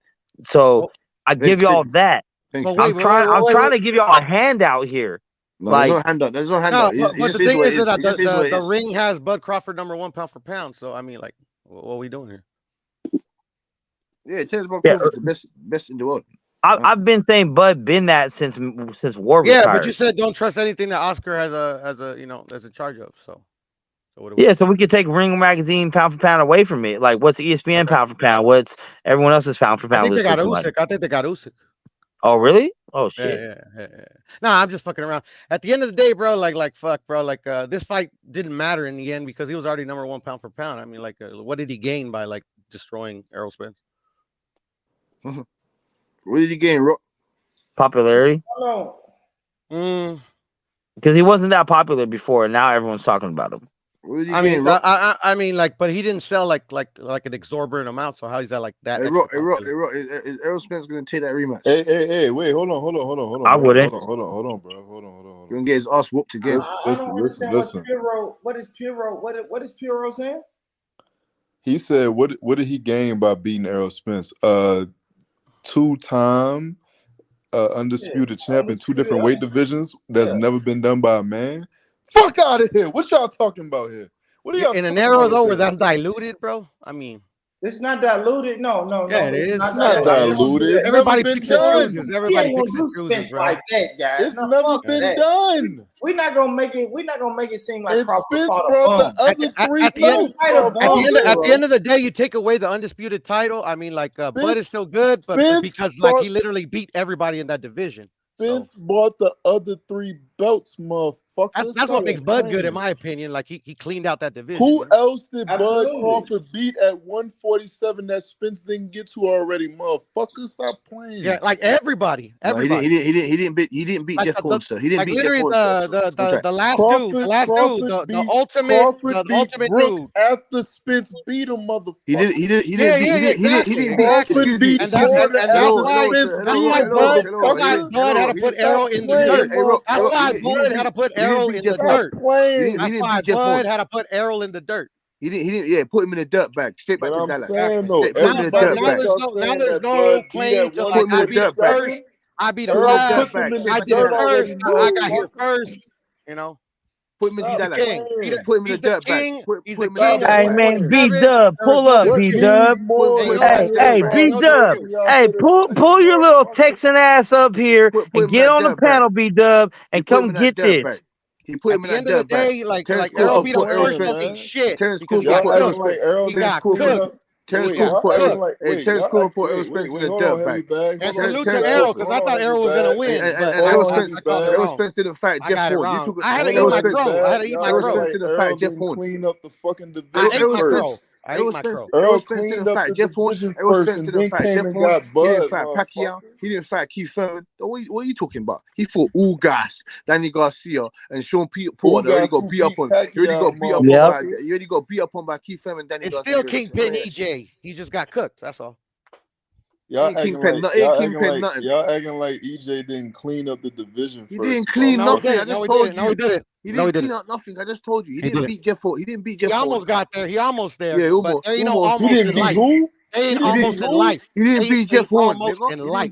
Who? Hey, okay. Aside from Spencer Bud, aside from Spencer Bud, can we all talk about how weak the welterweight division is? Like everyone's still riding on this Mayweather when it was Mayweather time. The welterweight division is weak, just like 154 is. 154 is weak. All the big names are on their way out. All the big names are on their last leg. All the big names are in their mid-30s. Like Jeff Ford's got a better win on the division than Errol Spence. Stop playing with me, heavy bag. Hey, Jeff Ford's got a better win on the division. Now we discounting Crawford, bro. Now we discounting Crawford, bro. Hey, Pudo. No. What I'm saying is, it was only Spencer Crawford. It was only Spencer Crawford. Everyone else is on their way out, bro. They did 154. Like here's the thing. Jamel got all the belts in 154. It's still a weak ass division, bro. All the names we know are on their way out. He almost lost one of those fights. Hold on. He did, and that's why I don't see him as being that elite. I don't see him as being that elite. I think Bud beat the shit out of Mel. Hey, we're gonna need one mic. One at a time, y'all. One mic. Come on, man. Yeah, we all can't talk, y'all. Come on. All right, let's go in a circle. Martin Rich, go ahead. What you got? And then it's Rock, then Coop, then Piro, then Heavy. Go for it. Okay, so if we're saying, Max, if you're saying, okay, that weight division is over, we still got Boots. We still got Boots in that weight division, right? And then if we go up to 154, then we got Charlo, Canelo, and then you got Crawford moving up to that. Canelo's not at 154. Hasn't been for years. What is Canelo fighting at? What is he fighting? 168. Oh shit! So what is who the fuck is Crawford trying to fight? The other Charlo? Just Charlo. The other Charlo, yeah. The other Charlo? Yeah. Okay. That's like it. The one that Canelo's fighting. Yeah. Canelo's fighting, right? Yeah, but Charlo's moving up from 154 to 168. Well, Canelo's not moving down. Okay, well then he got Charlo. I think the people, let me say this. I guess what I'm saying is, okay, after Crawford beat the shit out of Spence, the people want to see Charlo Crawford. That's his next best fight. In my opinion, you know what I mean, and the next man can go. I mean, I wouldn't mind seeing it, to be honest. That's after this performance, I actually give him a shot, a real good shot. Because he's already said he wants to move up. He doesn't really want to hang around at this weight that he just fought Spence at. So Boots, I'm sorry, Boots, but you're not gonna get a chance. Hey, Rock, you next. What's good? All right. But look, man, I think Crawford versus Boots is the next exciting fight at 147. So I wouldn't be opposed to that. Boots is young enough where if he takes a loss to Crawford, we're not going to put him in the dirt like we try and do with EJ and tell him he need to retire and this, that, and the third, and we don't need a rematch.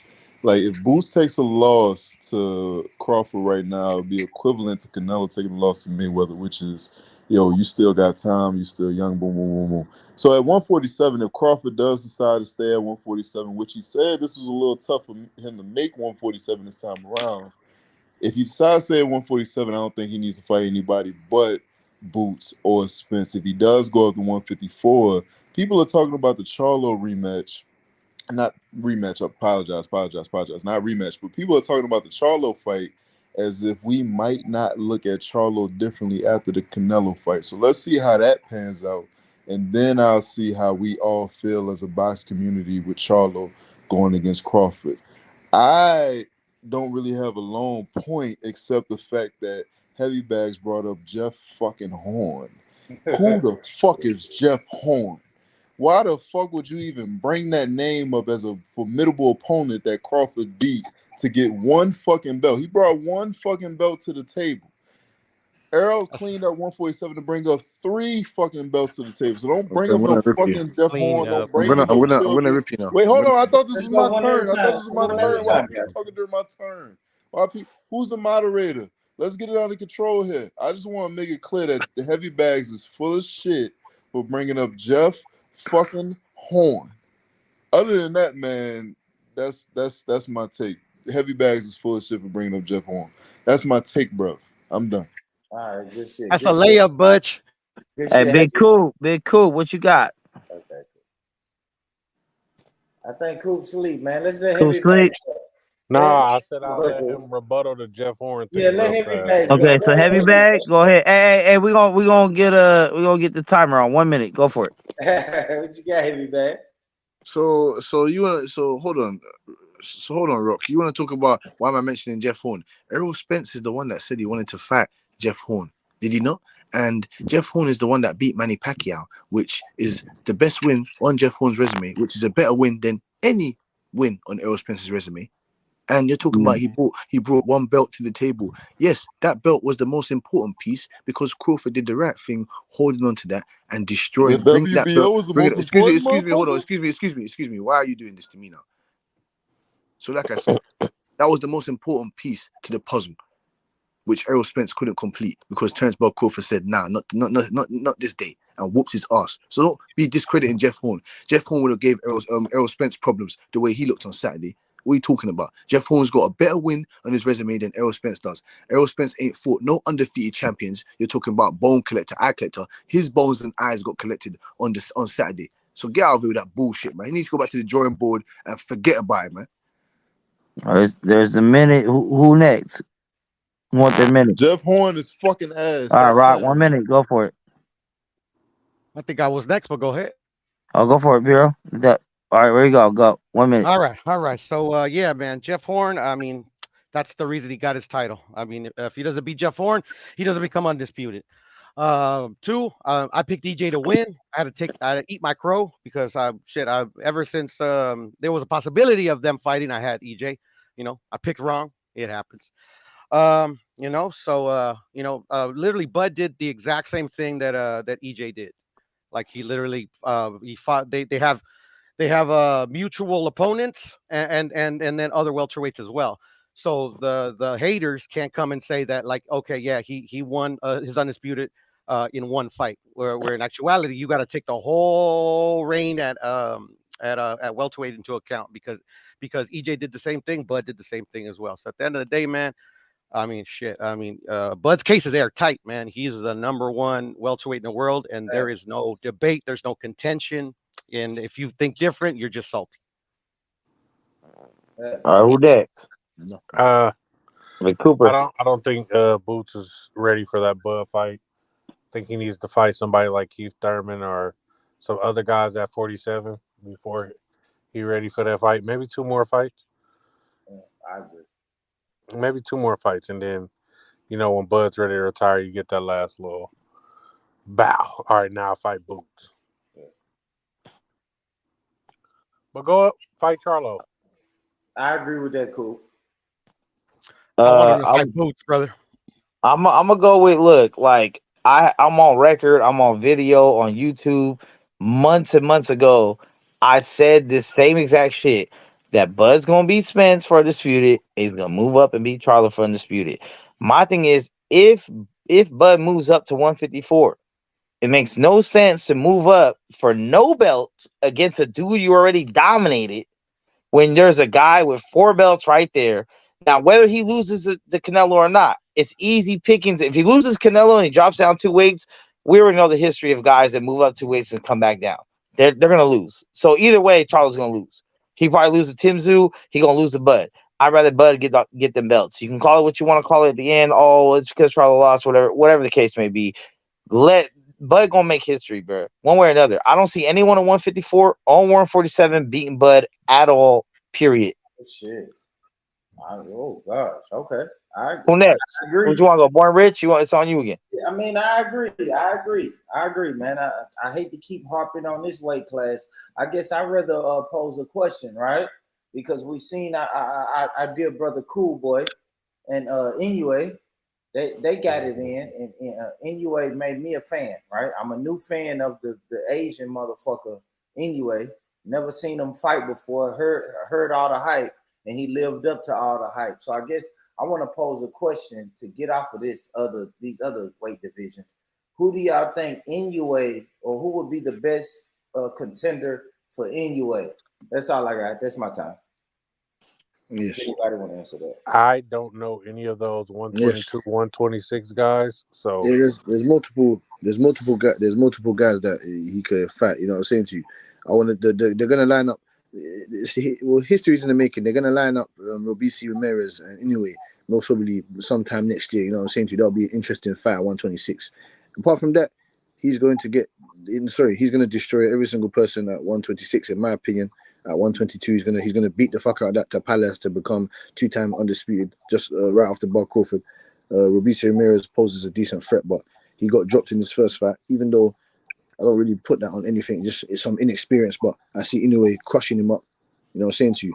And just to swing back on the Bud Crawford and Boots, now that'll just be like a Floyd Mayweather, Canelo Alvarez. He'll bring Boots Ennis to the boxing university. He'll whoop on him, and then everyone's gonna say that he was too green, he wasn't ready. He didn't fight nobody because Roman Villa, Lipin Yates, and what's that guy's name?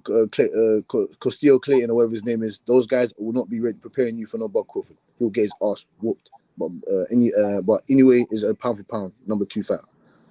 Who next? Big Rock? What's good? Rock, you there? Rock sleeping just Rock got knocked out. Figueroa. I want Figueroa. I want Figueroa. I don't want Tapales, bro. Rock got knocked out just like Errol Spence. He got knocked out just like Errol Spence. Who y'all? Who next? Who need a minute? Who need a minute? Relax. All right, there you go. A minute. As far as Inoue, I really don't see anybody beating him at 126. You know, from 122 to 126, I really don't see anybody beating him. You know, I know I've heard a fantasy matchup between him and Tank at some point in the future, just like I've heard a fantasy matchup between Tank and Terrence. I think, you know, people are trying to put Tank in a position where, you know, it's just like, hey, we don't see anybody that can beat you between 130 and 140. So maybe you can dare to be great and beat these other guys. I'm still trying to figure out why the fuck Jeff Horn came up in this conversation as bullshit. as bullshit. Heavy Bag is grasping for straws. Who want the next minute? Has been this whole debate. I want that next minute. Fuck all that. I'll cook him in 30 seconds. Jeff Horn. You know what I'm saying? Errol's coming back, man. 154. He's gonna dog the fuck out of Bud. All right, who got the next minute? I'll take the next minute. All right, there you go. All right, so since a lot of people are just been put up on game on Inoue, he doesn't just obliterate all these dudes at 122 or 126. I mean, like me personally, there's a couple of fights I would like to see. I would like to see him against the dude that a lot of people thought beat Cool Boy Steph, and that was Brandon Figueroa. That's an intriguing matchup to me. Also, want to see him against the dude that Figueroa knocked out in Luis Neri. That Luis Neri, when he was undefeated, was calling an Inoue multiple times. And I'm not saying he would duck them, but just because Mex is on the panel, I'll say that Inoue ducked him. Fuck it. That's another fight I would like to see. I think he kills Robeisy Ramirez. Tapales, I really don't want to see, but I get why he's doing it. So I won't give him too much shit unless somebody gets in their feelings, and then I'll cook him. But yeah, man, I mean, there's a lot of fights in the fights where everybody's discounting the other fighters. That'll be great fights. Good, next minute. All right, I'll go on that then. For me, I think obviously Monster's going for the undisputed, so he's fighting that Filipino dude, which is like, you know, it's whatever. But dude does have 2 belts, so I can't take that from him. So Monster gonna go ahead and become 2-time undisputed. Now, what I'm worried about is that once he becomes undisputed, he just moves up again, right? So he has 2 fights in his weight division, he moves up again, which that's a whole different ball game, bro. The next division is a different ball game. I think he beats Robeisy, but I believe there's 4 different champions. So for him to be undisputed 3 times is a longer route than what Bud will have to go through by just beating Charlo once. That's if Charlo doesn't vacate or get belts stripped from him, because then it becomes a bigger thing. So I think I've been on Monster for a minute. I didn't think his power was going to pull up. I was more surprised about Monster and Cool Boy than I was for Bud. I've been telling people for 5 fucking years, Bud will sleep the whole PBC roster. And he slept the big dog or the big fish at the PBC. Who next? We had a fish fry too. Yeah, I want that minute, man. Who need a minute? Go for it. I see. I can't. Yeah. Go for it. That's you. Okay, yeah. So, Rock, you're still bitching about Jeff Horn. Why can't you accept the fact that Jeff Horn had the WBO belt and he beats Manny Pacquiao, or Hall of Famer, or all-time great? Something that Errol Spence didn't do. Something that Errol Spence didn't even get a chance to do because he got his eye taken in the training camp. You understand what I'm saying to you? So stop bitching and moaning. You understand what I'm saying? Stop moaning. It is what it is. Terence Bud Crawford. Bud. And what are you saying? You coming to that fish fry? You coming to that fish fry in Omaha? You coming to that fish fry? Would you let him live, bro? He's gonna die in Omaha. Let him live. Let him live. No, you see that Aquabud t-shirt as well. You see that Aquabud t-shirt. Yeah. That big fork that he stabbed that shark with. That's exactly what he did to him. That's exactly what he did to him. It looked like he got that fork and put it right in I bought one of Errol's t-shirts too. That's the fucked up part. I did buy one of those shirts. Come on and wear it. I want a fucking refund. That's what I want. No refunds. Hey, y'all are hilarious. I want a refund. I want my $85 back. Anybody need a minute, or we just open the panels? That's it, mate. All right, so I'll make sure everybody get their shit off. You feel me? Before we start talking over each other. I mean, I think with the Bud and Spence situation. I mean, me personally, I felt like Bud was the best boxer in all of boxing after Ward retired. It was Mayweather, there was Ward, and then after that, it was like, all right, who's next? I had Bud, and I felt like he was the number one most duck fighter in all of boxing. Devin Haney was close behind him. But I felt like when you have a whole entire organization that don't want to let none of their top fighters fight you, yeah, they'll give you a Molina or some shit. Man, they ain't giving you nobody with a fucking name, period. They never once bid on any fight. They didn't even give a lowball offer. Like I say all the time, say what you want about Bob Arum. He lowballs motherfuckers, whatever, but at least he makes an offer. $0 is way less than a lowball. You can't get lower than zero. Like PBC ain't never offered Bud shit, not for Thurman, not for Garcia. I'm not even gonna mention Spence, not for Thurman, not for Garcia, not for Porter. Porter had to get mandated, and then even when Porter got mandated, PBC never put a bid in. So, like at the end of the day, it's kind of obvious. And even with the first negotiation, when everyone had a problem with it, Al Heyman was trying to fuck Bud over, no guarantee, blah blah blah blah blah. And then when this time around, he got what he wanted and he did his thing. So my thing is, I think Bud is the best. I'm gonna go like I think he only has maybe 3 more fights left in him, and I'm gonna say if Spence wants a rematch, which I don't want to see, there's Spence rematch. There's Charlo. Regardless if he wins or loses against Canelo, he still has all his belts when he comes back. So there's Charlo, and then if he beats Charlo, might as well go for Canelo. If Canelo beats, I think Canelo's gonna beat Charlo. I don't see Charlo moving up 2 weight classes and winning. So he can move up 2 weight classes and try to go for that. And if he loses, fuck it. He loses on a high note. If he wins on a high note. Let me ask you this, Max. You sound like a bug. Hold on. Let me ask you this, Max, because forgive me for my ignorance, though. Yeah. But if Crawford beats, so is Charlo undisputed? Undisputed at 154, but he's going for undisputed at 168, 2 weight classes above him. All right. So listen. So if he beats Charlo and all the belts on the line, he will be the first male to be undisputed in 3 different weight classes. Okay. Yes, sir. I agree with you, Max. Yes. Try to go to because my whole thing is okay. So from what was said, which I don't know if it's true because I haven't seen paperwork. What was said was Earl has a chance to say if he wants a rematch or not. So if he says yes, that it's up to Bud to pick the weight. Now strategically, Bud should say 147 because he knows Earl can't make it, right? So why give Earl 154 as an advantage, even though he himself had a problem making weight? But why give Earl that? And then you move up to 154 to rematch Earl with no belts on the line. If you're going to move up to 154, you might as well go for the top dog who has all the belts. There's no sense in fighting someone you beat the shit out of. You're gonna make more money fighting Earl at 154 than you will. I don't know. It depends. He's gonna make more money, bro. Guaranteed money in the rematch. He's gonna make more money fighting Earl at 154. The only people that want to see that is Earl fans that can't get over the fact he got his ass. Brother, I'm telling you, that's the only reason he's even entertaining that. Didn't they get 20 guaranteed off the rip? But here's what I'm saying. Look, this fight was interesting because all the Earl fans wanted to see it. All the Bud fans want to see it. The rematch, it's only gonna be Earl fans that want to see it. No Bud fans want to see that shit. I'll tell Nobody. you this, Rock. Nah, it's about how you build the fight. So Bud is scared of EJ at 150. But hold on. Let me say this, Rock. Let me say this, like, as a person who spent money for this fight, bro. Next, I'm fucked up. But as a person who spent money for this fight, I'm not gonna spend money on that fight again, Rock.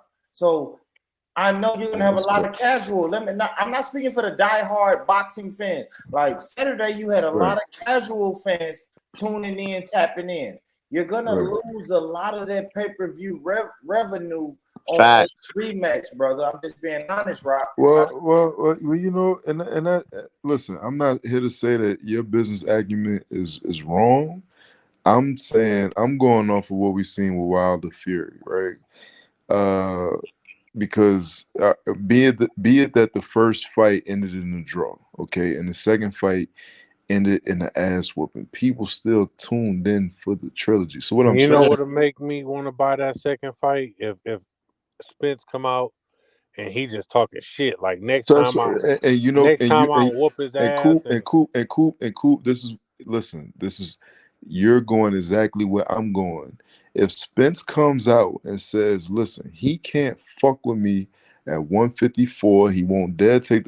It's about how you sell the fight. We want to like nobody. All right, after the ass whooping, nobody wants to see it. Of course, I'm not taking away the fact that after the ass whooping, even me as a diehard Spence fan, I'm sitting here like, damn, yeah, the December thing. Even though December is probably in the contract. Let's scratch that. Let's fuck all that. Fuck all that December shit. Go ahead and take a fight in between time. Get yourself right. Let's see how you come back, right? But in the case that he says, no, I'm 33. I ain't got that much time to really be cashing out like that for real, especially after ass whooping. He says, I'm gonna go all in on a rematch. And he talks the shit that we know Earl to talk. And he acts out a character like we've never seen before. It's about how you sell the fight. Part of this shit is WWE. Can you shoot a promo? Can you do what we need you to do to make me want to tune into the bullshit? Even if we think we're going to get your ass whooped again. They didn't do no promo until the day before. Bud doesn't want to fight Errol. Hey, that might have worked. That might have worked if Spence would have won at least 2 rounds. You got your ass whooped the whole time. That was at 147, though. That was at 147. But here's the thing. The weight was never a narrative until he lost. Now, if it was a narrative up to the fight, if it was in the build-up, like, yo, I'm not really feeling 147, I'm gonna do it for the fans, that would have been different. That don't make no sense. He never once mentioned the weight until after he lost. That made no sense. Hold on, let me get off. Bud knows he cannot beat Errol at 154. That's why Mex just said that Bud is gonna make it at 147 because he knows he can't make that weight. Yeah, that's a smart move. But my thing is, why move up smart? How was that smart? Okay, but here's the thing: why move up to 154 for no belts against someone you beat the shit out of? Because there's someone there with all 4 belts. You know he can't lose. He knows he can't win. He can't win. He's gonna get more money fighting Earl at 154 than he will fighting Jermell at 154. He's gonna get more money for Earl. That's now the point. I know why Who's gonna buy that? Who's gonna buy that? It's not about this, bro. You realize only Earl fans are gonna buy that. Only Earl fans. Max, Earl fucked up. He didn't exercise his A side. I'm not bad, Rock. I keep cutting you. Max, you realize they got a guaranteed purse prior to the gate and pay-per-view. They got a guaranteed purse. For sure. So he's gonna get a bigger guaranteed purse 20, right? prior. He's gonna get a bigger guaranteed purse prior to the pay-per-view and the gate for Earl than he would for Jermell, especially if Jermell doesn't beat Canelo. No, but it depends, because if Jermell beats Canelo, then that's a bigger fight. Then we got undoubtedly it's a bigger fight. Max, then me and you on the same page if Jermell beats Canelo. But how many people on this panel believe that Jermell's gonna beat Canelo? Yeah, I don't think he will. All right. But here's the thing too. If Jermell loses a close fight against Canelo, not against the dash flip, a close fight, it's at least more. It's more appealing. Because Like, you're yo, dealing with he somebody went that got 12 2 L's rounds in a versus close somebody that fight. got 1. Canelo versus we already seen Bud beat the living shit out of Earl. But he Period. cheated though. But He we cheated don't. though. But we don't know if he can do it at a bigger weight. We just don't know. I mean, look, I'm not gonna lie to y'all, bro. I speak from a biased point of view, right? Because I'm a Bud fan, and that's fair. and I don't like Make the it fact that look Earl. I bad. don't like the fact Earl ducked Bud for so long. So therefore, I have Earl no. didn't duck Bud. I You have gotta stop that, absolutely. man. You gotta I stop don't that. have. You Look. gotta I stop don't that, have brother. 1 ounce. I don't have Give me a 1 minute. ounce. I don't have 1 ounce of sympathy for Thank for you. Spence having trouble making the weight when he waited 5 fucking years to fight the guy. Right. No, Give me my listen, minute. 5 fucking Give me my years. minute, man. He knew his last fight. He knew his last fight. Like, yo, 147 is getting hard. He knew his last fight, but he chose to fight other people than Bud. Period. Brother, And this is why Errol and Bud Max. say why the YouTube fools are goofy. They said it out their own mouth. Well, give me my minute. Give me my minute, man. All right, here you go. Boom.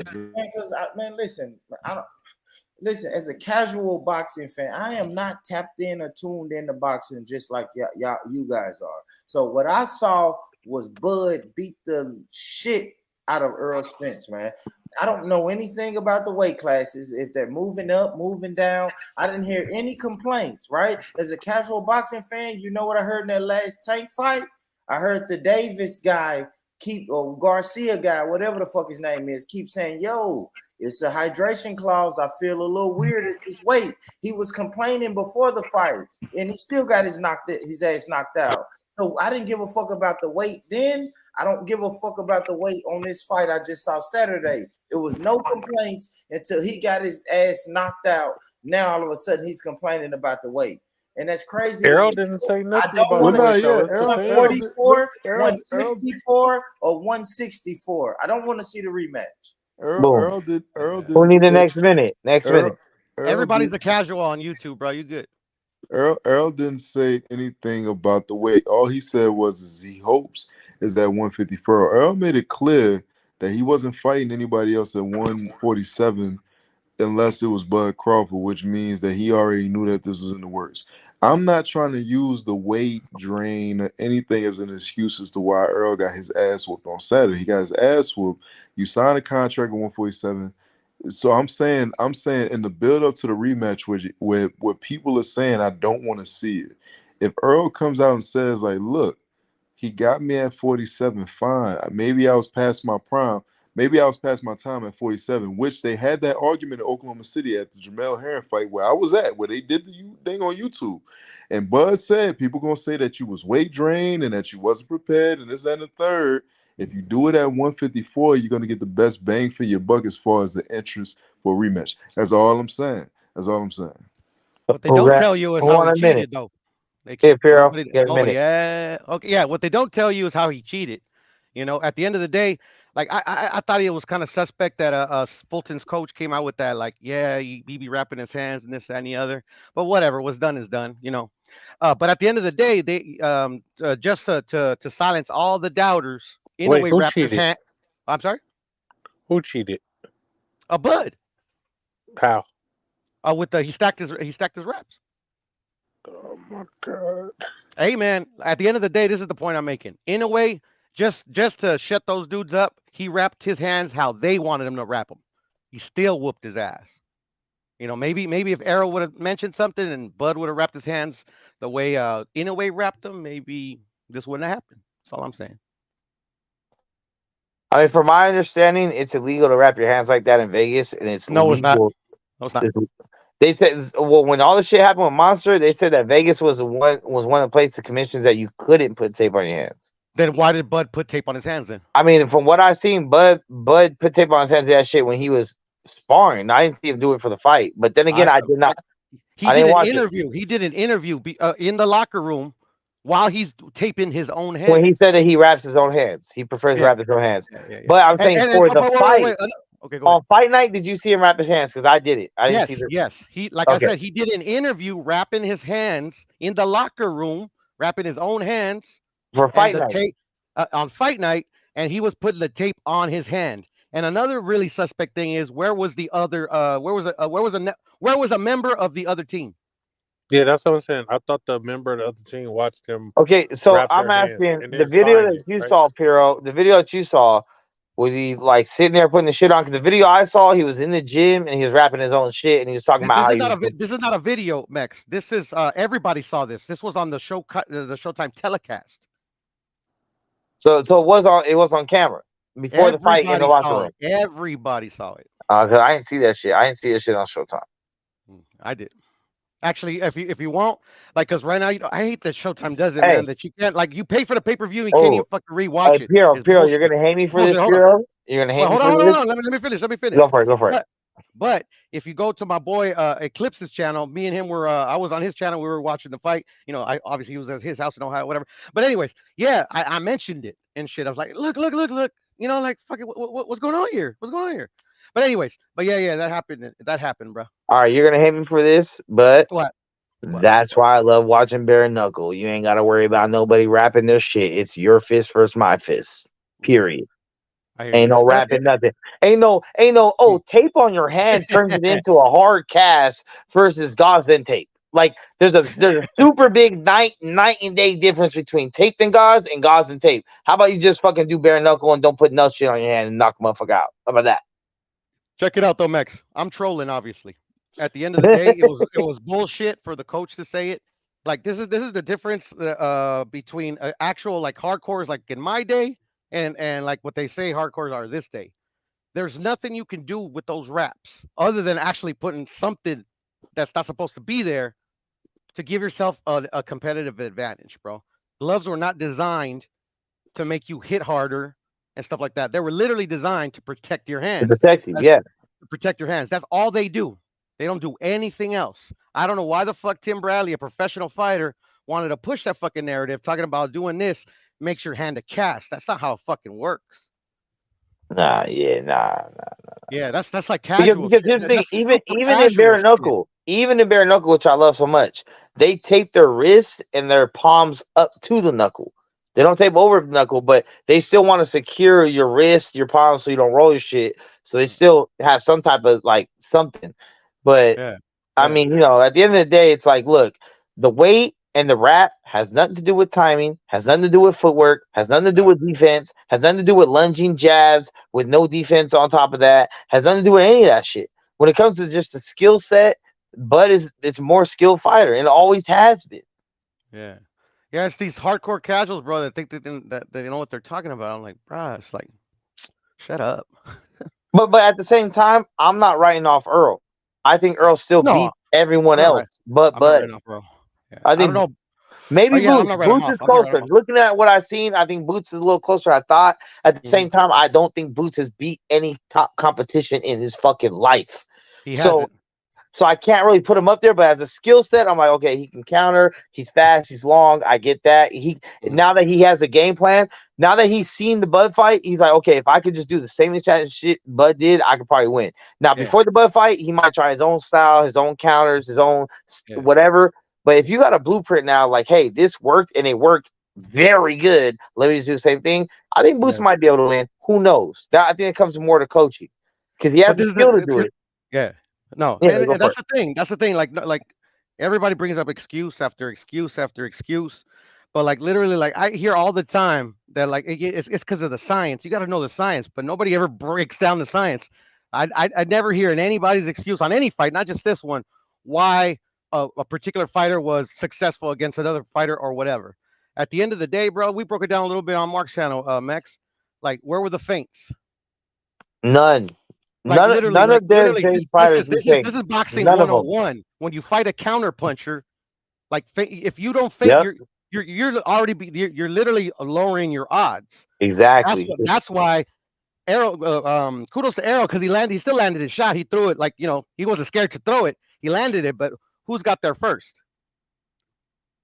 And why did it get there first? Because he didn't feint. Like literally, if you feint, you tell Bud, it's like, okay, I don't know where this punch is coming from. But if you literally telegraph your fucking jab to the body and then start your fucking your overhand left, like literally, like Bud sees, like, okay, his chin's wide open. I got this. Boom. So I just looked at the Nevada commission thing, and I was reading it on Rapping Hands. it says that the fighter can waive, like the opposing fighter can waive to have a representative in the room while he's wrapping his hands, and it doesn't say anything about him being able to wrap his hands on his own. It doesn't say like you have to have. It say anything about taping gauze, the order of the taping gauze. Does it say anything about that? This tape can tape be on the skin. It doesn't say it can't be on the skin, but it says like the inches required and like where it's supposed to be and shit. I got the whole handbook downloaded on my phone right now. Yeah, Coop, I knew all that, man. I was just trolling a little bit, you know. Okay. Trying to make a point that it's like this is all bullshit. Hey, remember, all the regulations are on the internet. For a class. I know Piro said he took the course to do it. So I was like, well, not the course about rapping. I don't even know if there's a course of rapping hands. Mark did an interview with Stitch Duran and saying that most of these dudes that rap hands, like this is like shit that they learn. Like none of this shit is like passed down. They learned it on the job. They learned it on the job, exactly. And yeah. At the end of the day, all this information. This is how weird like dudes on the internet are. They bring up all these things and all these excuses when like literally like it's not that hard. It's not like if it was hard to get the regulations or they were forbidden for a fan to get the regulations. Okay, I get that. But the regulations are on fucking the internet, right? Yeah, I got the whole booklet on my phone. Yeah, exactly. Google's your friend. And they revamped them. Like before they used to be kind of like one page. Now there's like they're broken down pretty well. Yeah, it's all broken down in like coded sections. Like exactly. I think 20.30 is the hand wrap.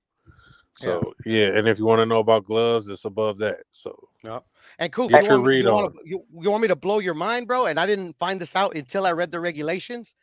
The rehydration clause that supposedly was in place in Ryan and Tank is all bullshit. That rehydration clause is the regulations of the state of Nevada. There's a section right. Both in of the fighters got to adhere to it, right? Yeah, exactly, both of the fighters. Exactly. That was all bullshit for promotion. Yeah. And I didn't know that until I started reading this shit because I don't like to look stupid out here. You know, I like to expose stupid people. Don't get me wrong, but me personally, I don't like to look stupid. Yeah, everything's on the internet if you really want it, the real stats, like the real facts. Like how many pounds do you think somebody can put on overnight? Like a lot, like 30. Like 30. I don't know how much, but I mean, you can gain some a decent amount of weight. Yeah, easily 20. How do you gain 20 pounds overnight? Like, because you're so dehydrated, bro. Yeah, like all it takes is some food and water in 24-hour period, and you'll get it back. Yeah, your body is pure water. That's why everybody on the scale. Everybody on scale looks ripped as fuck. You see every fucking muscle, every fiber, because they don't got no water left in their body. And at the same time, that's why all those fighters are feisty as fuck. Like they're mad, they're fucking popping off on everybody. Yeah, they're pissed, bro. They don't want to talk to nobody. They're irritated, they're grumpy. Like, yeah. Yeah, and especially after the fight, like imagine how mad Earl is, bro. Like Earl's like you can tell he's a cool dude, bro. Because like I don't want to talk to nobody if I got my ass kicked like that, bro. Oh yeah. I definitely would have been on the first flight home. Some dudes are like that too. They'll get mad at like the fucking interviewer and shit, bro. They'll like yell at him and shit. I've seen that before. Bro, I got my ass whooped like that. I would have been on a private jet on the way home. I would have been like Devin Haney. I would have ran out the fucking arena and shit. Man, I'm out of here, bro. Because at the end of the day, bro, I already lost, man. Like, fuck, bro, I'm out. I don't give a fuck. I'm gonna look more bad than I already do. I'm out of here. You can't really look much worse than that. Yeah, right. I'm gone, bro. You know. You know, and especially we all know Shakur's a known capper, bro. So I mean, take me to the tarmac. I'm out of here. Yeah. Now I will say this: after this fight, I am so happy. Like I'm not so happy, but I'm kind of glad. I'm not glad. I don't like saying this out loud, but knock your shit, bro. Like I'm kind of happy T.O. beat Josh Taylor because if Josh Taylor moved up to 147, he would have got fucking demolished by Bud too. Right? Like, nah, that's a fact, bro. He would have got fucking destroyed. It probably been 3-round fight, dog. It would have been 3-round fight. He's done. That is like if you got beat that bad by T.O., Bud would have did you dirty. Like T.O. styled on. We never seen T.O. fight like that though, Max. I never seen him ever. I think early in his career he was a little more of a boxer that had pop, and then he fell in love with the knockout. You know, a lot of fighters do that. They get a couple knockouts and start falling in love with it. They look for it, and they don't box the same no more. Yeah, don't get me wrong, but that's the thing though. That's a misconception, bro. You don't forget just because you start getting knockouts, bro. Literally, your boxing skills what leads to the knockout.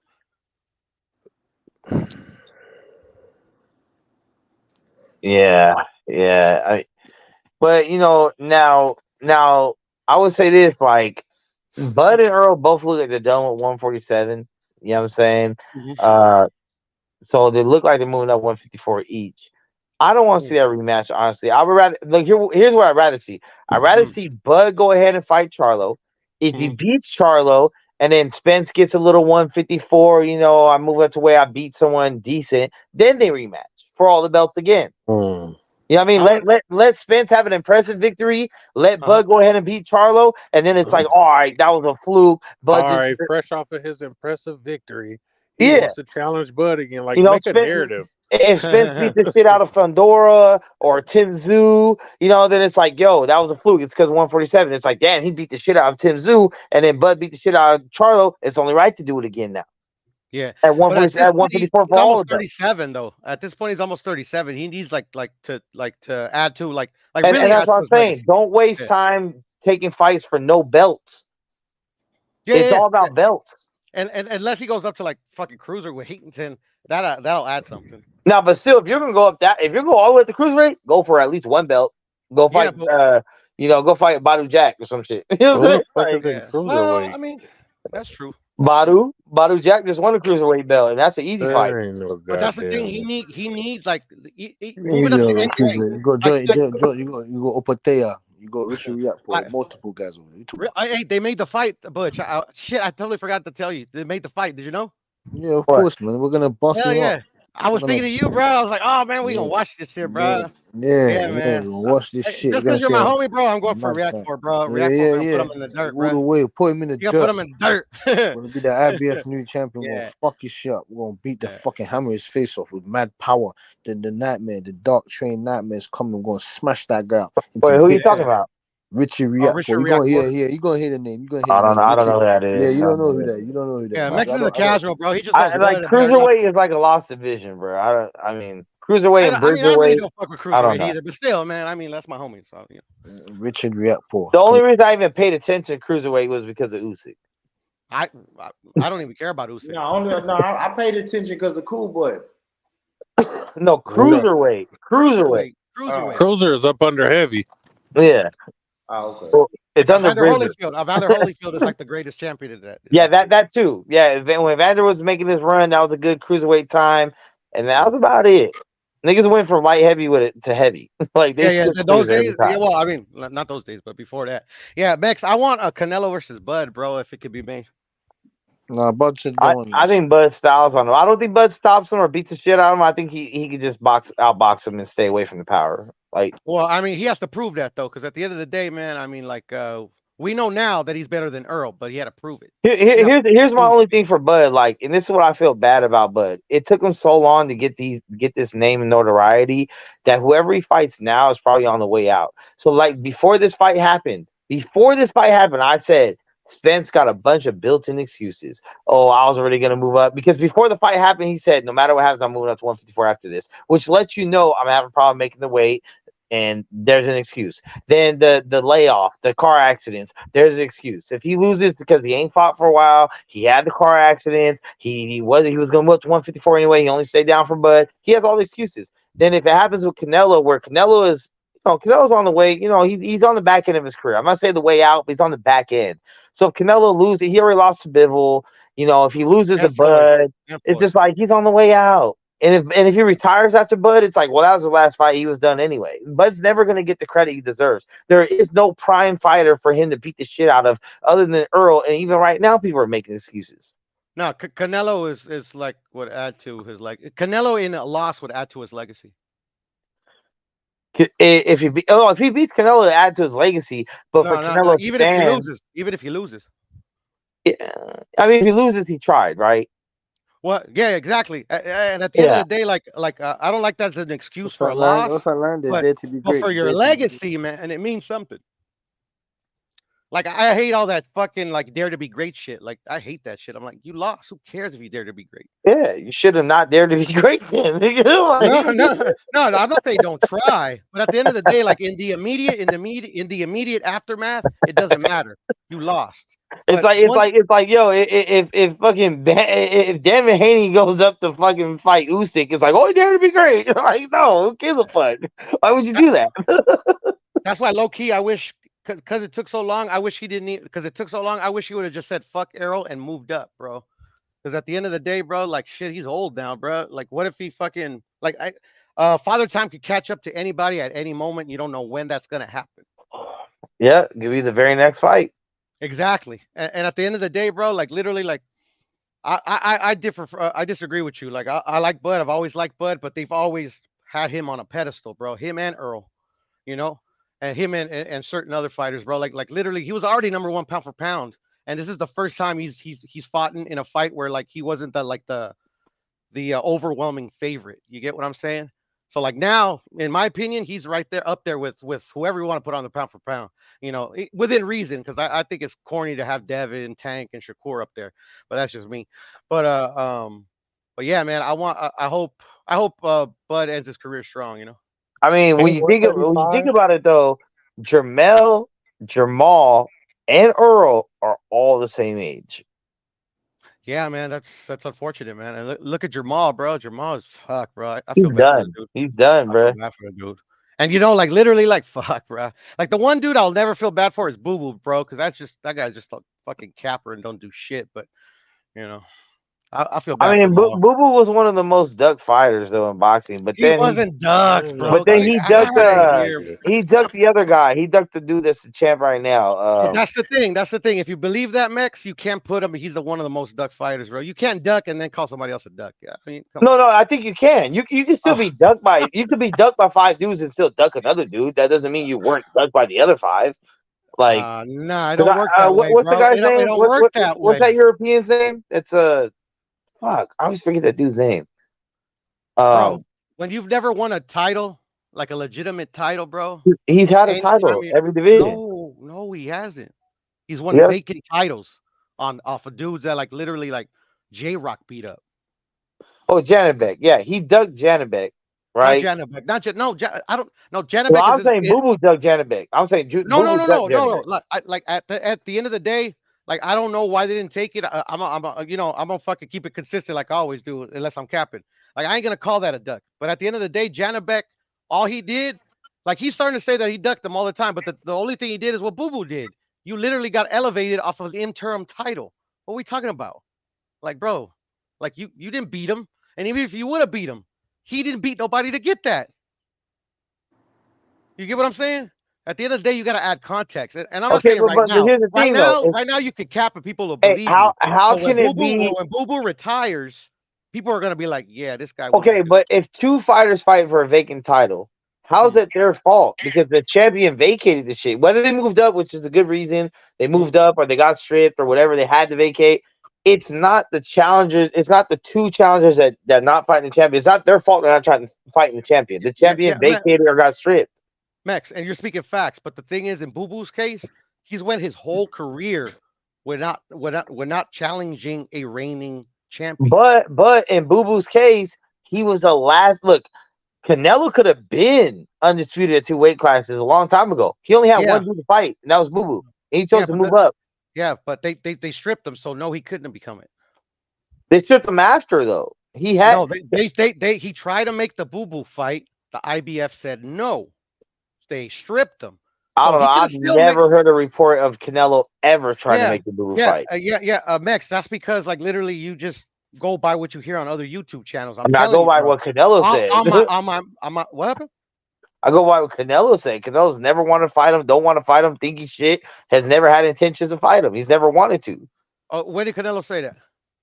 To his face, when he said, "I'll never fight you," and you said, "You gotta do more." At that moment, he didn't say, "Hey, I tried to fight you a long time ago, bro," and it didn't happen. He just said, "No, I'll never fight you." He doesn't need to say that. He doesn't need to say that because at that point, Boo Boo is just begging for a fight when he hasn't earned it. So he's like, "Fuck you! I had to earn every inch." Like literally, like motherfuckers cap on me all the time. They fucking want me to fight you for some reason. Like no, like to me, if I'm Canelo, I'm looking at Boo Boo like, "Fuck you! You're the problem in boxing." I don't know. I think Boo Boo's been ducked by a lot of people, bro. Like, not just Canelo. We can take Canelo out of it. I think he's been ducked by the rest of the division. He's been ducked by the Can't can't He be was ducked fair. by the Look, Charlos. He was ducked by Derbyachenko. what He did the was older ducked by Golovkin? What did the Munguia. old He was Golovkin earn, man? What did the old 40 he year was old ducked by Golovkin? Munguia. He was ducked by Murata. He was ducked by Triple G. He But was see, ducked by a lot of say it people. you say it with nothing to you don't have a rock to stand on because like literally like you go by what he's saying. If you do a bit of research, it's just like the Coop who brought up the regulations. If you just go on the internet, everything is explained why none of these fools duck that dude. No, like I get this. He's high risk, low reward, right? You're not gonna get shit to fight this fool. No, You're it's not not gonna high get a risk, pay per low view out of reward. it. It's not high risk, low reward, bro. Is that whoever's moved his career the way he moved it is that he's never fought anybody. So why would I give you a chance if like literally you didn't even Okay, do like so you who didn't do do you like blame for that? one You gotta blame the I don't know. promoter, right?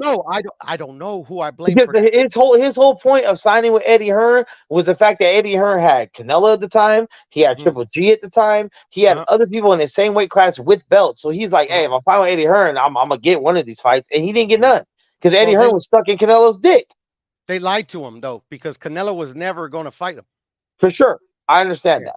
Yeah, I understand. because like, It's the why is he same gonna way fight him? Bob Arum lied to Bud, saying, "I'm gonna Why is get he you the fighting a fifth fight." 160 pounder? Why is he fighting a 160 pounder?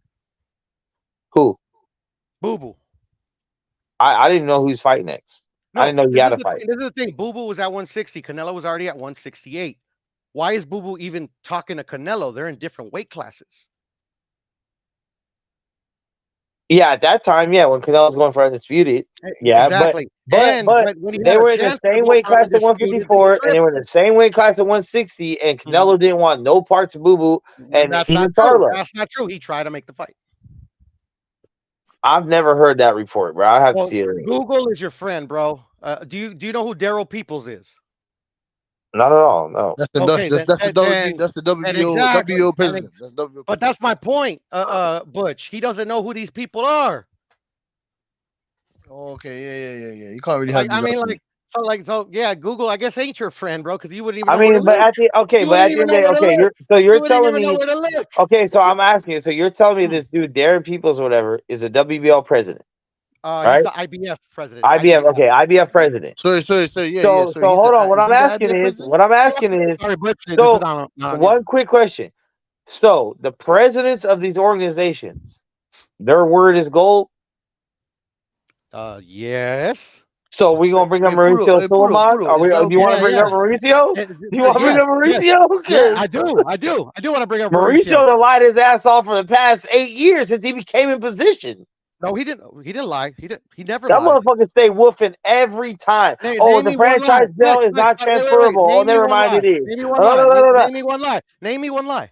Wait, I just said one. He said the franchise belt, you cannot transfer the franchise belt, and he did. Okay, and have you read the regulations on transferring belts? No, I'm talking about what Mauricio said. You asked me when did Mauricio lie. You never asked me did I read this shit. You said when did Mauricio lie? I gave you a lie. He didn't lie. He did. No, he didn't. He said out of his own mouth that the franchise belt cannot be transferred on a fight. It's not a real belt to be if you lose it and the other person gets franchised. Okay, I get what you're saying. I get what you're saying. And then when it happened with Lomachenko and Devin and not Devin Haney, Lomachenko and Teofimo, all of a sudden you can transfer it. No, I get what you're saying. I get what you're saying. He lied about not being able to transfer the title when in the regulations it clearly says that there's ways around that. And I get that. So therefore, it's like the regulations say one thing. He lied about that. Okay, I get you. All right. You know what I'm saying? And so, but it's like he says, but I'm gonna say I don't even want to use Mauricio because he's probably the worst example. Like he backtracks and contradicts all the time. And he's very vocal, so therefore he has a lot of things on record you can look at. A lot of these other guys, like you said, Darren Peoples, I don't know who he is because I haven't seen him in any interviews. I haven't seen him doing press conferences. No, because he's not stupid like Mauricio. Exactly. And that's smart. It depends how you look at it. It depends how you look at it. Like he's out there, like actually he normally tells the truth, but he knows that people ignore the truth, so he's like, okay, what's the harm? Like Devin Haney, for example. Do you know he's fighting Regis Prograis, right? Supposedly, yeah. No, not supposedly. Signed, sealed, delivered. Oh, they're signed already? Oh, yes, sir. So now that you have that information, you know Devin gets to keep his belt, right? Yeah, at 135. Yeah, and he has a mandatory pending at 140. Just like it sounds familiar, right? And you know they made him champion in recess, right? So pretty much he's kind of the franchise without officially being the franchise. No, he's not the franchise at all. But this is the thing. Well, that's kind of the Charlo shit, though. That's what's happening right now with Charlo. Charlo gets to go up, contend for another belt, and then still keeps his belts because he's contending for a higher belt. Yeah, no, but the thing is that this is the thing, though. This was weird, and I still have the regulations up too because I'm like fucking Mauricio and fucking Bill. Mauricio didn't have to give him the franchise, bro. He could have made him champion in recess just like Devin.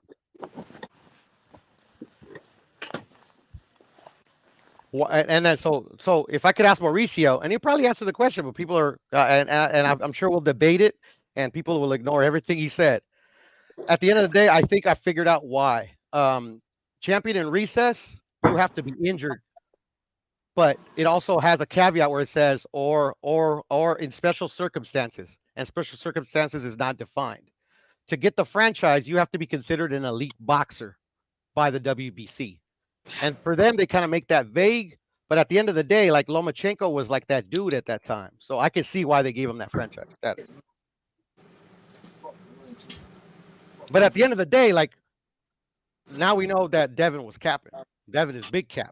And now that he needs to keep it, now that he wants to keep his belt, he ain't, I bet you nobody will say a word.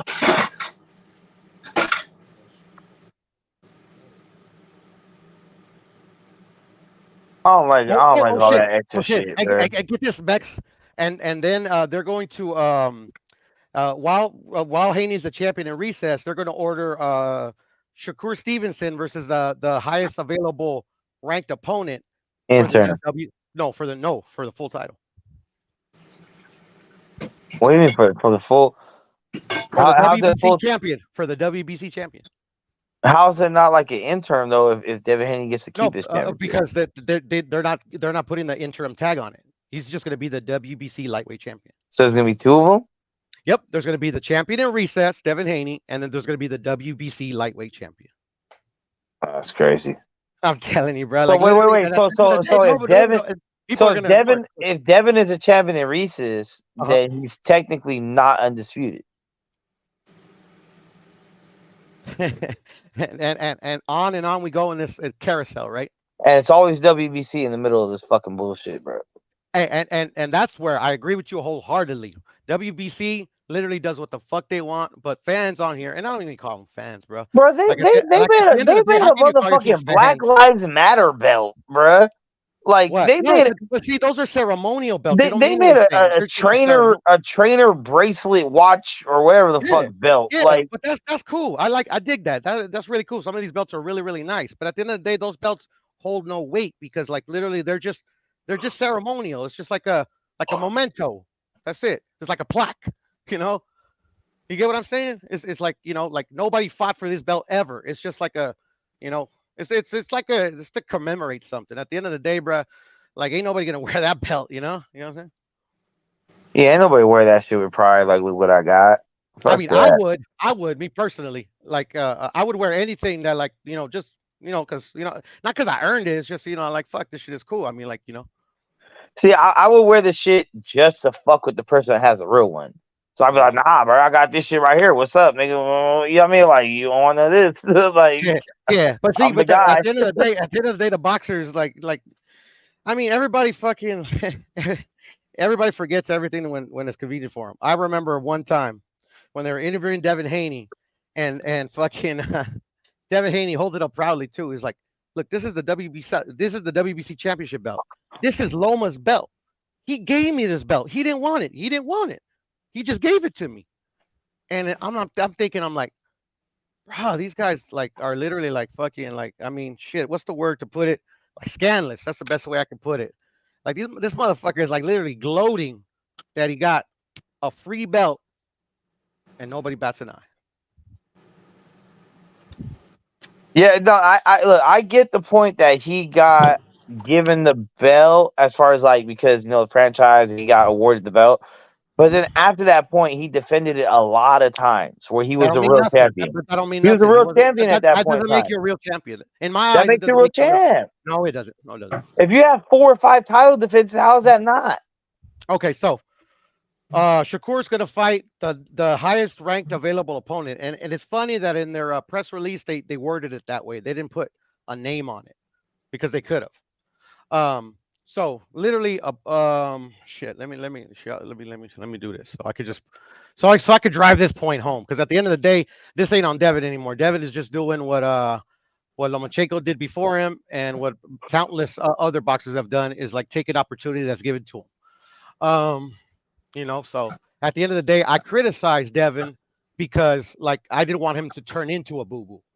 But at the end of the day, he ended up fighting Kambosos, and for me, the argument was over. Kambosos was a legitimate champion that off a belt or belts that he won off of Tio. So at the end of the day, I mean, I'm not gonna be an idiot just to argue. Do you get what I'm saying? The argument was over as soon as he became a legitimate champion in my eyes. So, anyways, Shakur. So Shakur, technically, the highest available ranked opponent would be Vasily Lomachenko. But say Vasily takes a lot of money to fight, I don't know, Tank. He's not available. The third guy is Dennis Baranchik. I've heard of him, never really seen him fight, but say he's not available. So say we go all the way down, and he fights Francisco Pantera. I don't know who the fuck that is. Whatever, but Shakur Stevenson is fighting for the fucking the championship of the world against Francisco Pantera. Shakur's gonna fucking be like talk the same shit that Devin talked. At the end of the day, he's gonna beat another Yoshino, but this time it's for a title. This time all the fucking Shakur Stevenson fucking nut huggers, they're gonna defend him to the death. These fighters know this. At the end of the day, bro, like this is a bunch of bullshit, bro. Shakur doesn't even deserve to fight for this title. Yeah, that's true. I'm gonna keep it a stack. I'm gonna keep it a stack. You have to keep it at this point, man. You have to keep it at this point. The Shakur Stevenson not huggers, man. They're going right. Can you hear me? Well, I just didn't understand. What would you say? I said, when it comes to these Shakur Stevenson little fanboy. Oh yeah, you dropped off of your phone day. And at the end of the day, bro, like literally, like I got nothing against Shakur Stevenson. I think he's a bit annoying. Like he actually was a Shakur fan back in the day, but then like when he fought Jamel Herring, he turned into like this fucking entitled prick. But anyways, I mean, I don't think Shakur is what they say he is, bro. I think Devin mops the floor with him, bro. But I mean, at the end of the day, like I said, I truly got nothing against dude. I hope he proves me wrong. Devin proved me wrong. And I ain't salty. Yeah. I'm not salty at all, bro. I just want to see the fights, man. I just want to see the fights, and that's why I understand the narrative. Like belts don't matter. I mean, they do, because at the end of the day, you want to be world champion, and belts do matter. You have leverage when it comes to purse bids. You have a very strong leverage. I get that, but at the same time, we all still want to see the best fight the best. So whether Shakur has a belt or not, he's one of the best fighters. Whether Tank has a belt or not, he's one of the best fighters. We want to see at 135, he's not though. At 135, he's not one of the best fighters. I mean, he's still a top 5. Yeah, but like literally, he was given that position. He didn't earn it. He didn't earn it. Like literally, I'm gonna read you the rankings at the I think it's WBC, right? Vasily earned it, but he already fought Devin. But whatever. I mean, he should have another rematch, right? Instead of fucking Shakur saying, oh, blah blah, we're whatever. Isaac Cruz earned it. Zepeda earned it. Frank Martin earned it. Edwin De Los Santos earned it. Jermaine Ortiz earned it. I can keep going on and on and on. These motherfuckers that keep fighting fights. And one dude that's unprofessional, by the way, one little like fucking he can't keep his hand off the fucking Oreos, that loses his belt on the scales, that literally like this is his opponent because his opponent came in on weight. Conceição came in on weight. This motherfucker, he didn't even give it a second try, bro. He's like, okay, you got 2 hours. No, I don't need those 2 hours. I'm gonna drop the belts. So this motherfucker, like at the end of the day, I mean, I'm not gonna accuse him of anything. All I know, I'm gonna go by the facts. I mean, like, so literally, he fucking was unprofessional, and he gets rewarded for it. I'm not with that, bro. I ain't. I'll never be with that. Like you were saying about Bud Crawford, like being disrespected, this, that, and the other, bruh. Like his own stablemate is disrespecting him, bro. And when Bud it had to came earn to everything. Bud had to earn everything. When it came to Shakur, that's why I said, like, I didn't like with that whole Devin Haney, the split shit. I was just like, tough tits, motherfucker. Like, you missed weight, you lost your belts, or else you'd be able to mandate that fight. Yeah. You could have had that fight as a champion moving up, and Devin having all the belts. You could have mandated that, but you missed weight, you lost your belt, and same thing with Benavidez. Benavidez lost his belt in the scale, he lost his belt with Coke. I felt like, hey, bro, you missed out on the Canelo sweepstakes because of that. But in Devin Benavidez's case, I feel like he's done enough since to earn his spot back to be the next up. There's no one else in that division. And I can't say yes, there is. Yes, there is. It's just, like David wants the money, because he has no chance against Canelo. But anyways, at the end of the day, is like even David held no consequences for losing his belt on the scale because they offered him Artur Beterbiev. Like he begged them to give him a title shot. The title shot they gave him, though, he didn't like. Yeah. I mean, that's really who I'm looking forward to seeing fight against Beterbiev. Like, I honestly, with the whole injury, with who's he fighting? Callum Smith or with Callum Smith? Callum Smith, yeah. Yeah, he ain't injured. He ain't injured, bro. He ducking him. Yeah, that's what I'm saying. I wouldn't even consider it. Here's the thing: I'm not gonna consider it a duck if he fights a better fight. If he fights a trasher fight, then come on, bro. But if he is making up an injury to not fight Callum Smith to line up a Bivol fight or a Canelo fight, all right, cool. I'm good with that. I ain't tripping. The Canelo fight, I get. But the thing is, at the end of the day, though, Max, he already offered a Bivol a contract to fight. He turned it down. Bivol turned it down? Yep. I mean, that makes sense, bro. That motherfucker's a beast, bro. But that's the thing, too. It don't make sense to me, Max. I know it makes sense to you, bro, because you give these guys endless supply of passes. No. Here's the thing. He's still a bitch for not doing it. But I understand why you're bitching out. You know what I'm saying? Like, I don't, Max, because fighters fight, bro. Fighters fight. At the end of the day, Errol Spence didn't bitch out. He did. He took his ass beaten. Well, no, he didn't bitch out. The ref bitched him out. The ref bitched him out. Like a motherfucking G. The ref bitched him out. Let him go out on the field. And check it out, bro. He gave his some of his own money to Bud just to get his ass beat, bro. At the end of the day, bro, like motherfuckers. Hey, at least he got paid a lot of money to get his ass beat. And I get that. See, that's that I get. That I get. But at the end of the day, bro, like you like people that telling me that, like, okay, yeah, this guy turned down, and I could understand why, because he's a beast. I'm like, why the fuck are you boxing, bro? Like, literally go ask for handouts at the welfare office. They give out handouts. In boxing, they ain't supposed to give out handouts. But boxing is changing.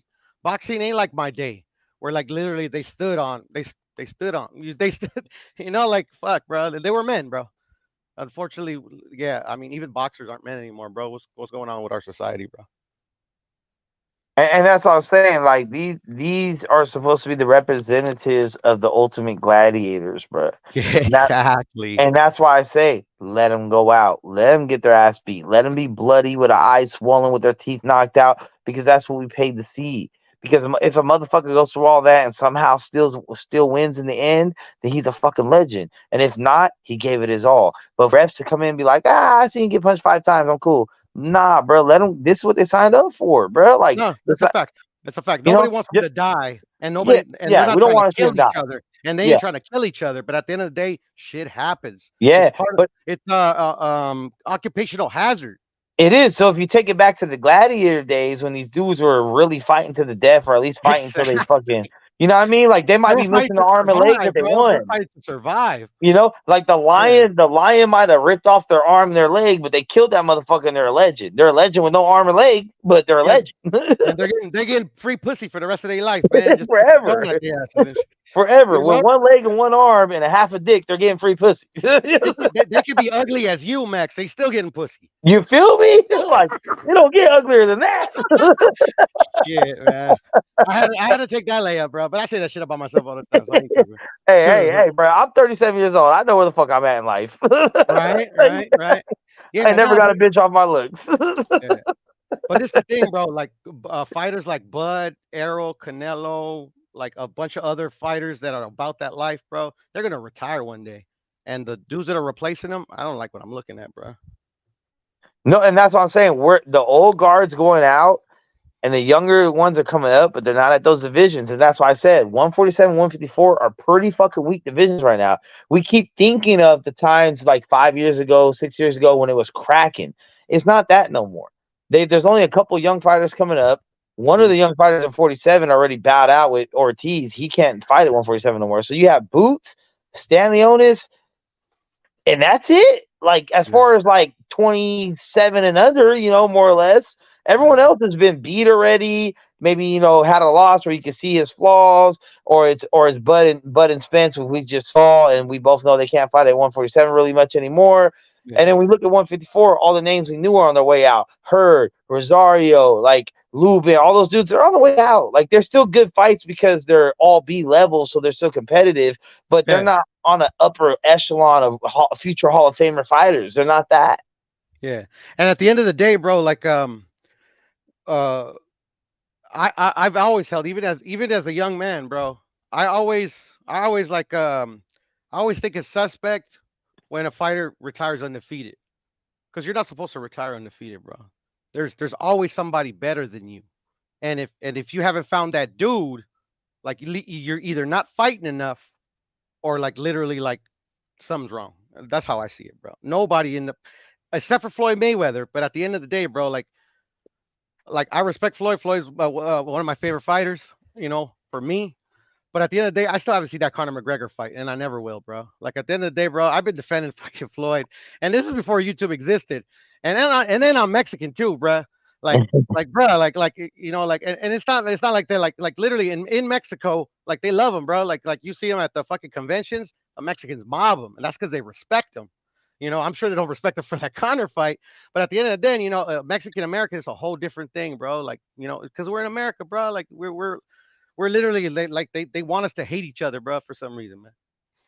Yeah, and that's always been my biggest problem, bro. Like I'm cool with whoever your parents and grandparents were and your cultural backgrounds, all that shit. But at the end of the day, bro, you're fucking American, bro.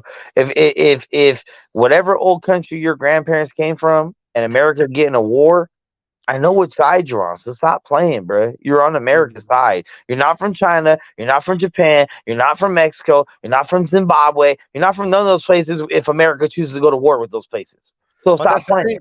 But that's the thing, though, Max. Like I'm not like that. At the end of the day, I'm a proud American because I was raised to be proud of where I come from.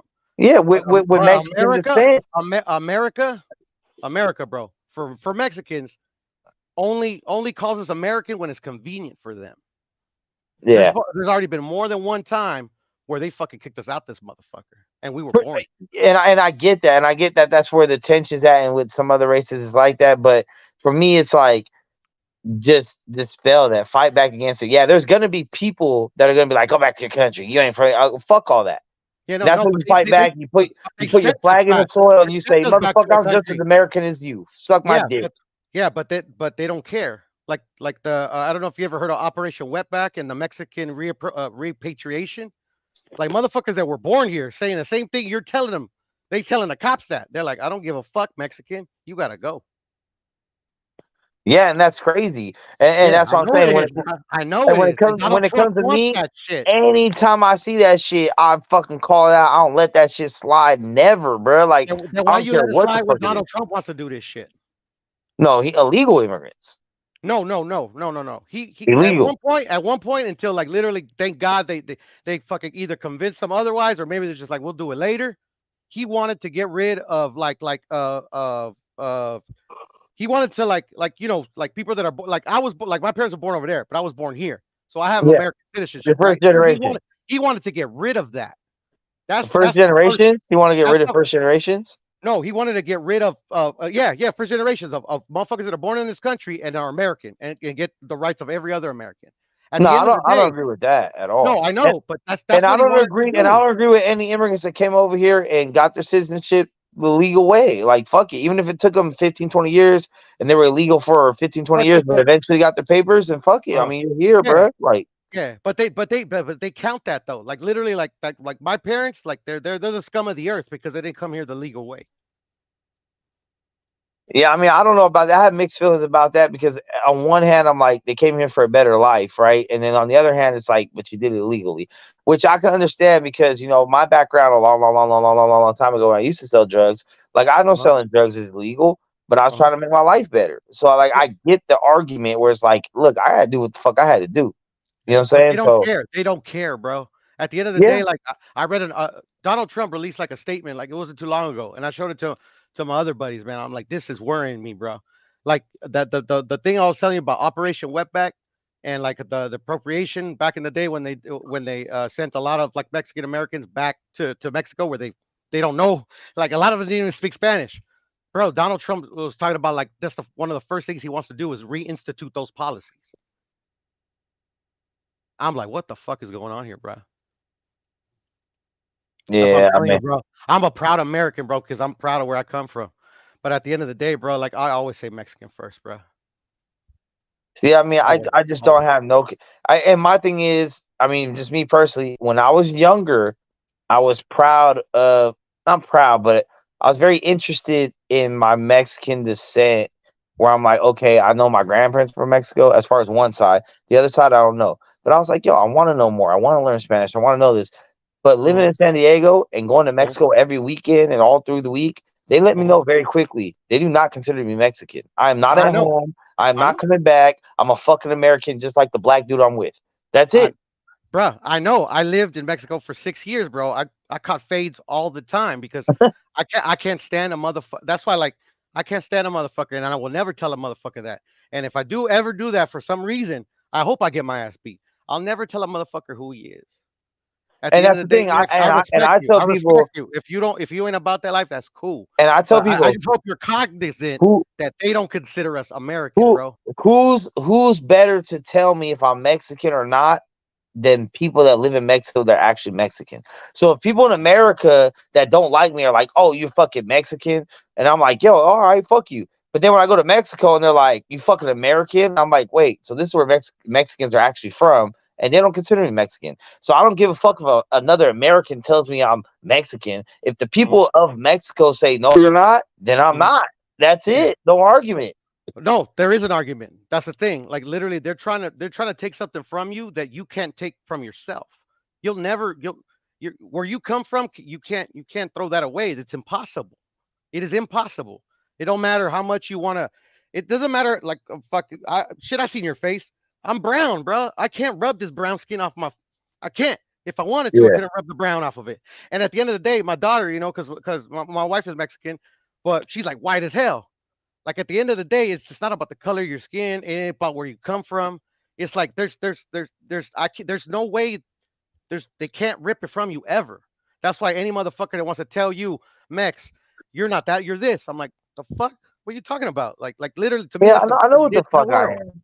And You know, that's and that's exactly, and that's the exactly. other thing Only too. you Like could tell you that, I've been to Mexico for, I mean, I've been in Mexico for many years and I've been Mhm, everywhere in Mexico more or less. So it's like, even when fools are super proud and they're like, puro mexicano, woo, woo, woo. Okay, I yeah, get you. But when yeah. you go to Mexico, you have the Oaxacans, you have the Aztecs and Mayan descent Mhm, dudes, you have the mhm, Spaniard colored eyed dudes, you have the redhead freckled mhm, dudes, you have, mhm. it's like they all look different, but they're all Mexican. And so it's like Exactly. if they can agree in Mexico that whether you're Oaxacan, whether you're a redhead, whether you're a Canelo looking motherfucker, whether you're a Spaniard that looks white with colored eyes, as long Yeah, as you're from Mexico, you're Mexican, then how yeah. can we not do that in America? Like, no matter what you look like, you're American. Because and I couldn't even tell you who. Like I would just like they used to call it the man. Fuck it, I don't know. Yeah, the man. Call it. At the end of the day, there's they're fucking call it. Name it what you call it, man. There's people here that, for whatever reason, maybe I think it might be profit. They profit off of keeping certain people poor. They profit off of people always fucking conflicting with each other. Like at the end of the day, Yeah. there's a motive. Like I couldn't tell you what that is, but all I know is that while I'm alive, I'm gonna control what I can. And a motherfucker that wants to tell me what I am, I'm always gonna tell you, fuck you. What you gonna do Yeah. about it? And that's where I'm at. And maybe we're just on two opposite sides because you're like, fuck you, I'm Mexican. I'm like, fuck you, I'm American when people tell me. Because but to each your own. But I'm saying the one thing about America that makes us so different and so unique is that there's when you're American, there isn't a look to American. Yeah, people will say it's a good old white boy all American, but no, there's not a real look to American. You have black as midnight motherfuckers, you have white as snow motherfuckers, you have colored eyed motherfuckers, redhead motherfuckers, dreadhead motherfuckers, Mexicans, Asians. They're all American. If you grew up here 3-4 generations America, no matter what the fuck you look like, you're American. And that's why I tell people, like, okay, even Mexicans, what were Mexicans before Mexico was a country? There was no such thing as a Mexican before Mexico became a country. Just like Italians. The easiest thing is to use Italians. Julius Caesar and the Roman Empire was in the land of Italy before Italy was Italy, but they were just Romans. They were part of the Roman Empire. Once it became Italy, now we start calling them Italians. But Julius Caesar and them were not Italians. They were Romans because there was no such thing as Italy when he was ruling. So you can't be calling them Italians. So it's like you can't call someone something of a country before the country is invented. So therefore, it takes the country first and then the people to come from that area to be called that. So now that we have America established for however many years we have it established, then from here on out, anyone that is born and lives here is American, regardless of what the fuck you look like. People are so fixated on what you look like to try to divert. Like you said, there's power in keeping us separated. You know what I mean? Divided we, the united we stand, divided we fall. Like it is what it is. So they have more interest in just let us all fight amongst each other and let us be like, you're black, you're white, you're Asian, you're Mexican, you're this and this and this, you're Puerto Rican, some bullshit. Like, motherfucker, I get it, your great grandma's from Puerto Rico, but 4 generations down, you're still from America. Motherfucker, you're American of Puerto Rican descent. You don't have to lose that. You don't have to lose that culture, but realize where you're at. Just like if you're in Mexico, you don't have to lose your Aztec culture or your Spaniard culture or your Oaxacan culture. But at the end of the day, you're Mexican. Yeah, but that's the difference, though. And at the end of the day, here, they will tell you when you're American and when you ain't. Yeah, I'm American every day. Even when I'm in jail and they're fucking me over, I'm still American. Shit, tell that to the motherfucker that deported, bro. You see, but that's the thing. I'm so American, I know they can't deport me. No. This is the thing. This is the thing that you think that because right now, for them, okay, it's okay. Let them call themselves American. Yeah, fuck it. We'll let them do it. But when it's not convenient for them, when it's not convenient for them, for somebody that looks like you or where your roots are from, they're gonna be like, nah, Mexican, you gotta go. You're an American. And that's when I fight and niggas die. And it's already happened twice, and Donald Trump wants it to happen again. So that's what scares me. No, you good, bro. I'm gonna fight for you. No, and I'm gonna fight right next to you, bro. But at the end of the day, we could be outnumbered, man. So we need to unite, man. Fuck it, and that's when Picasso comes in because he knows jujitsu. Y'all done? Feel like Errol Spence say, y'all done? Errol Spence is done. for now, bro. We'll be back. That was right on time. Hey, what's going on? How y'all doing? What's up, Picasso? How you doing, bro? Man. Chilling, Picasso. I'm doing pretty good. I survived to this day. To this day. To this day. Yeah. What was everybody talking about? Because it took me a long time trying to get. There's only 2 of us on here. There's only 2 of us on here. Talking about shit. I'm at work. I fell asleep. Yeah, I was actually about to close it down because it was just me and Piro, but you hopped on, so we got another player in the mix. Yeah, I didn't even know what the running topic was. I just hear a lot of stuff going on, but it's supposed to, well, not supposed to. It's really about Errol Spence and Terrence Crawford and credit and all this. People are asking for credit and stuff like that instead of earning it. So all I got to say about that part is that both people showed up, regardless to sick or healthy. That's the part of competing, in my opinion. Because in jiu-jitsu, you can't get sick. Like immediately right before the referee tell y'all to fight, right? So I mean, you could all of a sudden he say fight, and then you feel like, oh god, nah, what's that just hit me? You know, Yeah. that stuff happened. It happened to me. I thought somebody got too close to me, got in my face and was talking and put that, say when you're talking, there's a mist come out your mouth. I thought somebody did that to me. People. I tell you what, when I be in training, it be people. They'll tell you. Some of them be respectful and they tell you, "Hey man, I'm just getting over this, whatever." Right? And then you like, okay, that's gonna roll anyway, because we're gonna be perspiring and your body get hot, and you're gonna be burning it off. You thinking nothing, right? Man, that stuff get on you. You go home after you done rode with that one guy that just got over the cold. He should have stayed at home another week, right? But he came to training and he told you that he had a cold, but you say, hey, this is where we train at. You're supposed to know before you get here how long it's gonna take for you to get over that cold. Don't just try to rush back with it.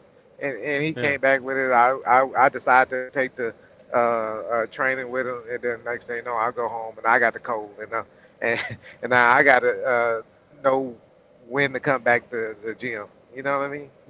Yeah. Yeah, man. At the end of the day, the big excuse right now that everybody's talking about is like, oh, he could have like neurological or brain damage, something like that. I mean, both of these dudes were born brain damaged. That's why they became boxers. So what are we talking about? Hey, yeah, for real, it takes Yeah, a special type of motherfucker to get beat the fuck up on for a living. Exactly. There's something wrong with boxers. That's why they do this. Terrence Crawford For got sure. shot in the head. I don't know how that.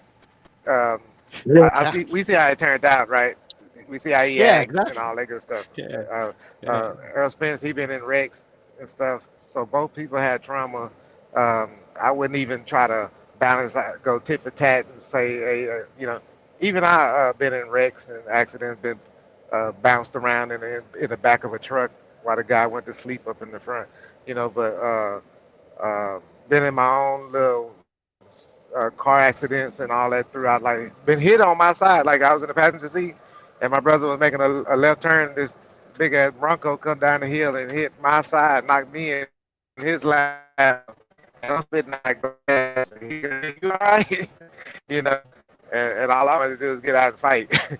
And he was trying to stop me from going over there to fight the guy. So, for all I know is I tightened up when the truck hit.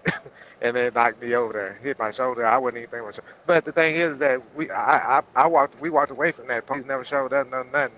My brother just went home. We dragged the car to the house until it was, disposed of and all that other stuff.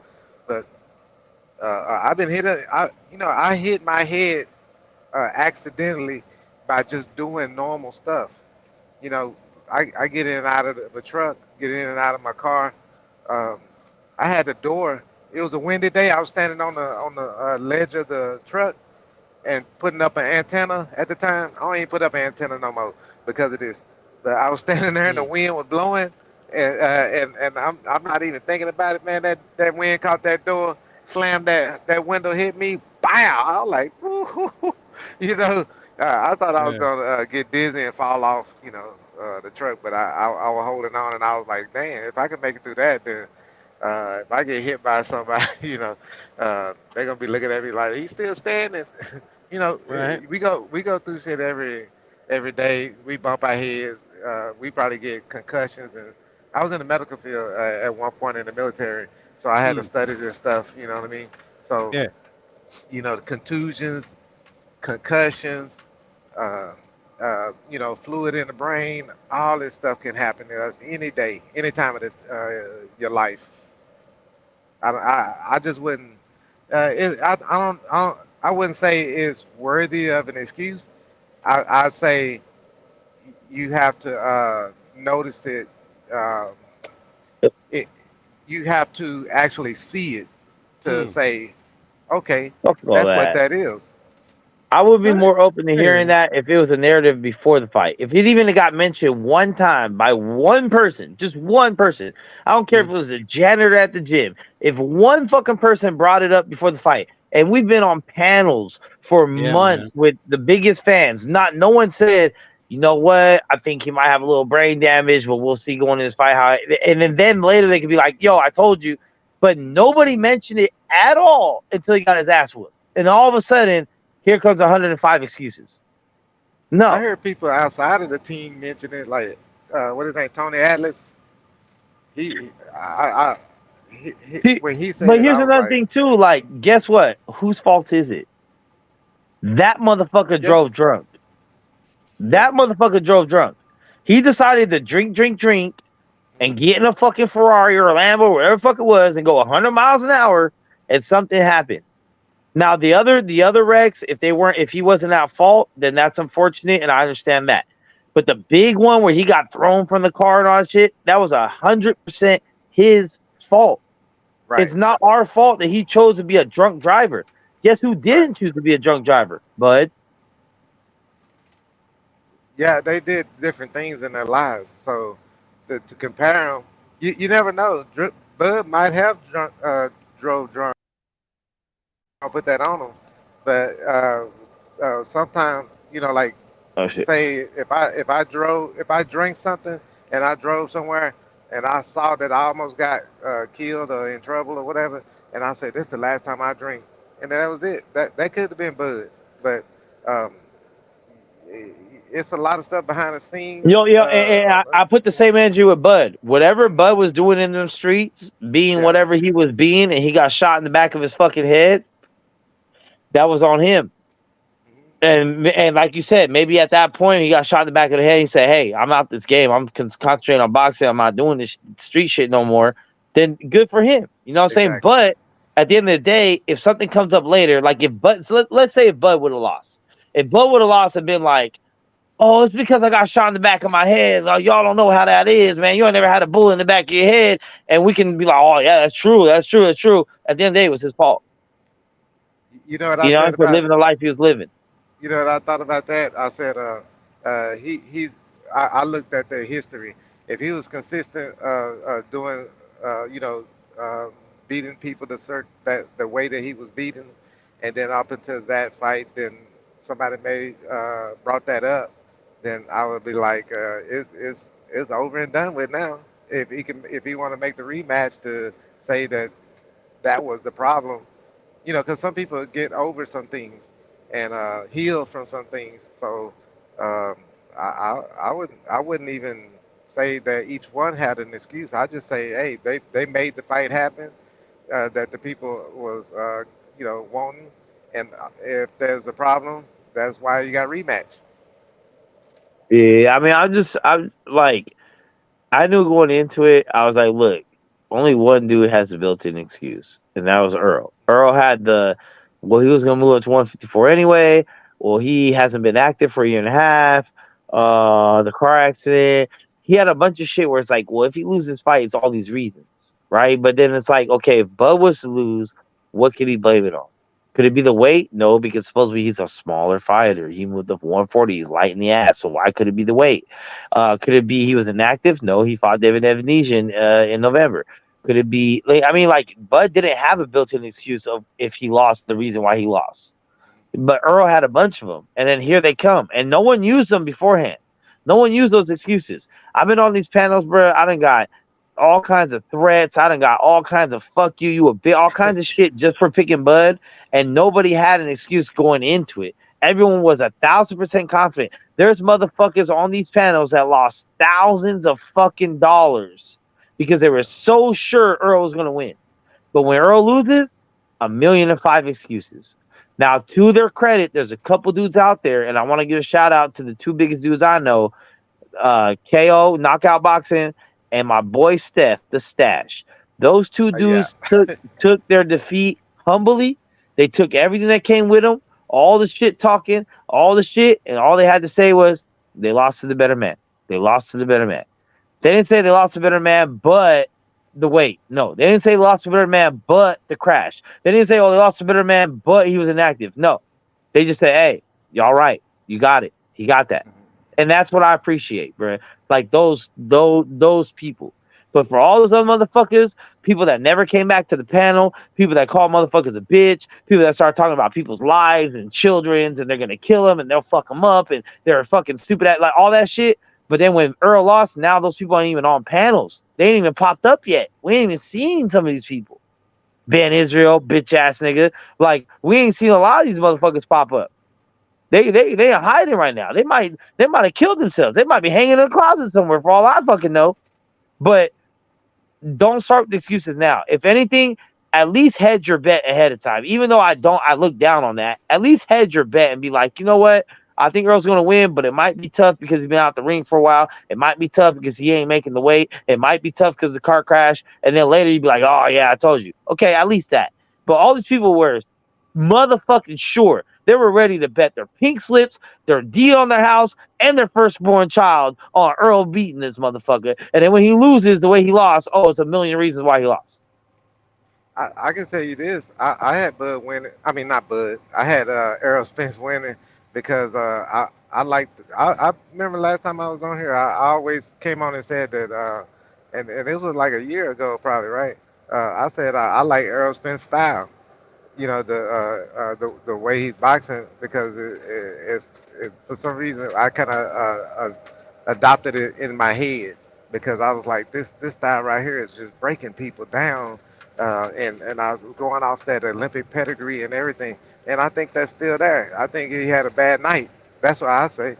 I can't speak on anybody coming in and particularly coming in, and not standing up on what they said or whatever and all that good stuff because all it's going to lead into is just a back and forward deal. I kind of like to come to a conclusion within at least a few minutes, because when you get on here, notice when people talking, they repeat something 3 to 4 times, and I think I came on one time and I started going in about somebody repeating themselves. And then I said, if we get a solid answer from you, stop straddling the fence, then the next person can come up with what they got, and then we can keep that going like that. But instead of just, remember they say, going back and forth in circles is like prison Is that talk. Picasso? Yeah. Yes, sir. Holy shit. The one and only. Oh, what's going on? Man. My favorite cheerleader. Listen, man, my phone. I'm messing with you. My phone got hot as hell, dog. That motherfucker wasn't even charged. That shit was so fucking hot. You rolled over it or something? Man, I don't know what the fuck I did, but whatever I did, I wish I hadn't done it. Yeah, that shit tucked by his nuts. hey, I just got some more.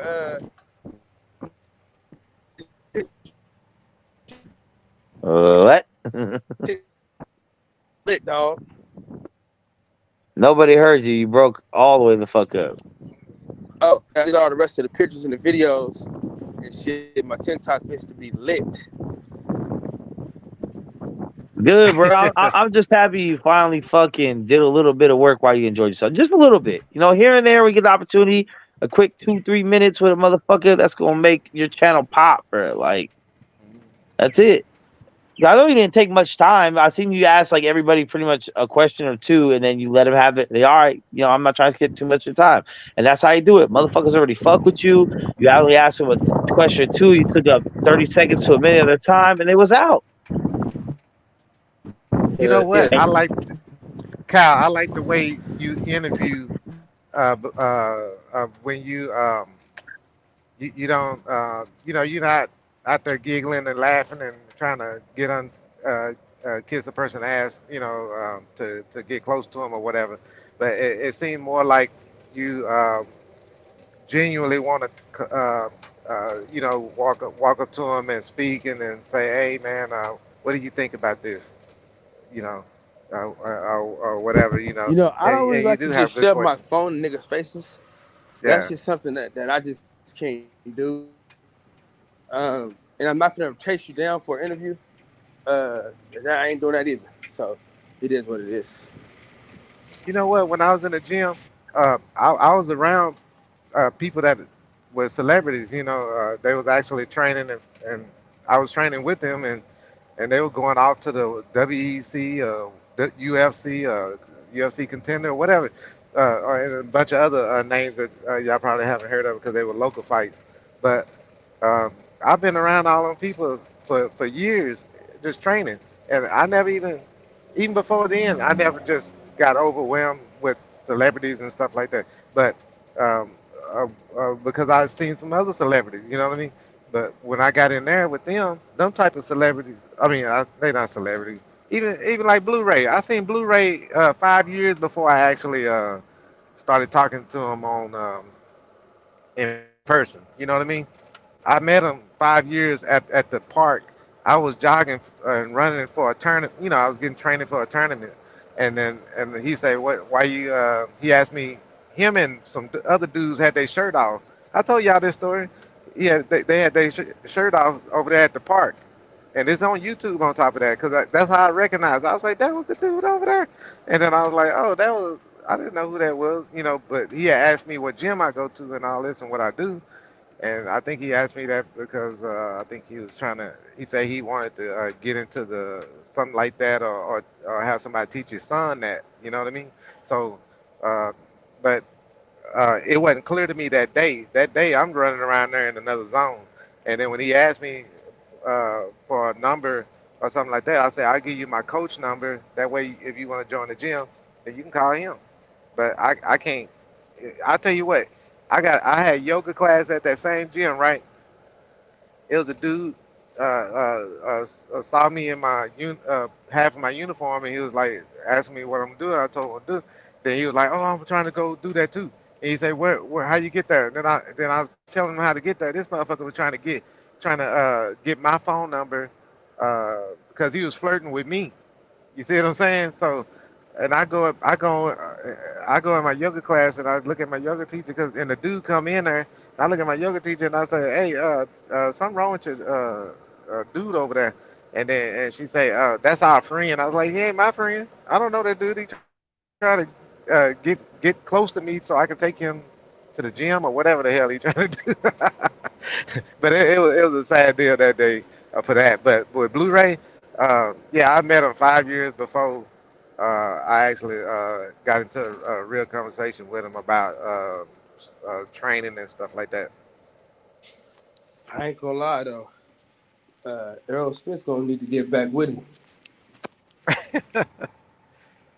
I hear you. That you know what I was trying to train with him so I can see how it affects my strength and conditioning when if I go back into the competing because there was a lot of people talking about, man, when you coming back in and da da da, and I was like, hell, when I get my weight where it need to be, because you know I walk around, I normally used to walk around at 185, and then the older you get, the more work you do outside of just the gym.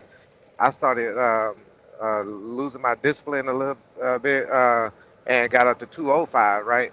So uh, recently this year, what I do, I lost like 30 pounds and got down to 170, whatever.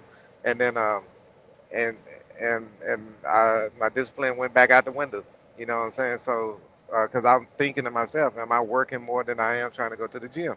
Because at this point, I'm at that age where you don't. I would be the oldest MMA or oldest jujitsu or whatever, trying to be active, and that ain't me. Sometimes you got to learn, know when to shift gears.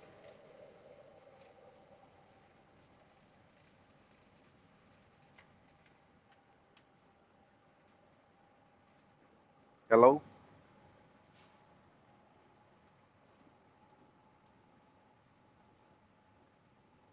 everybody went to sleep.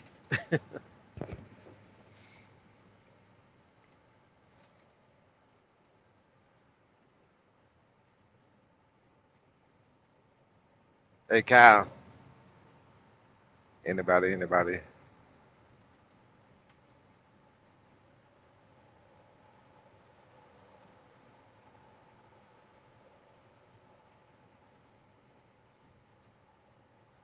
Boom, boom, boom.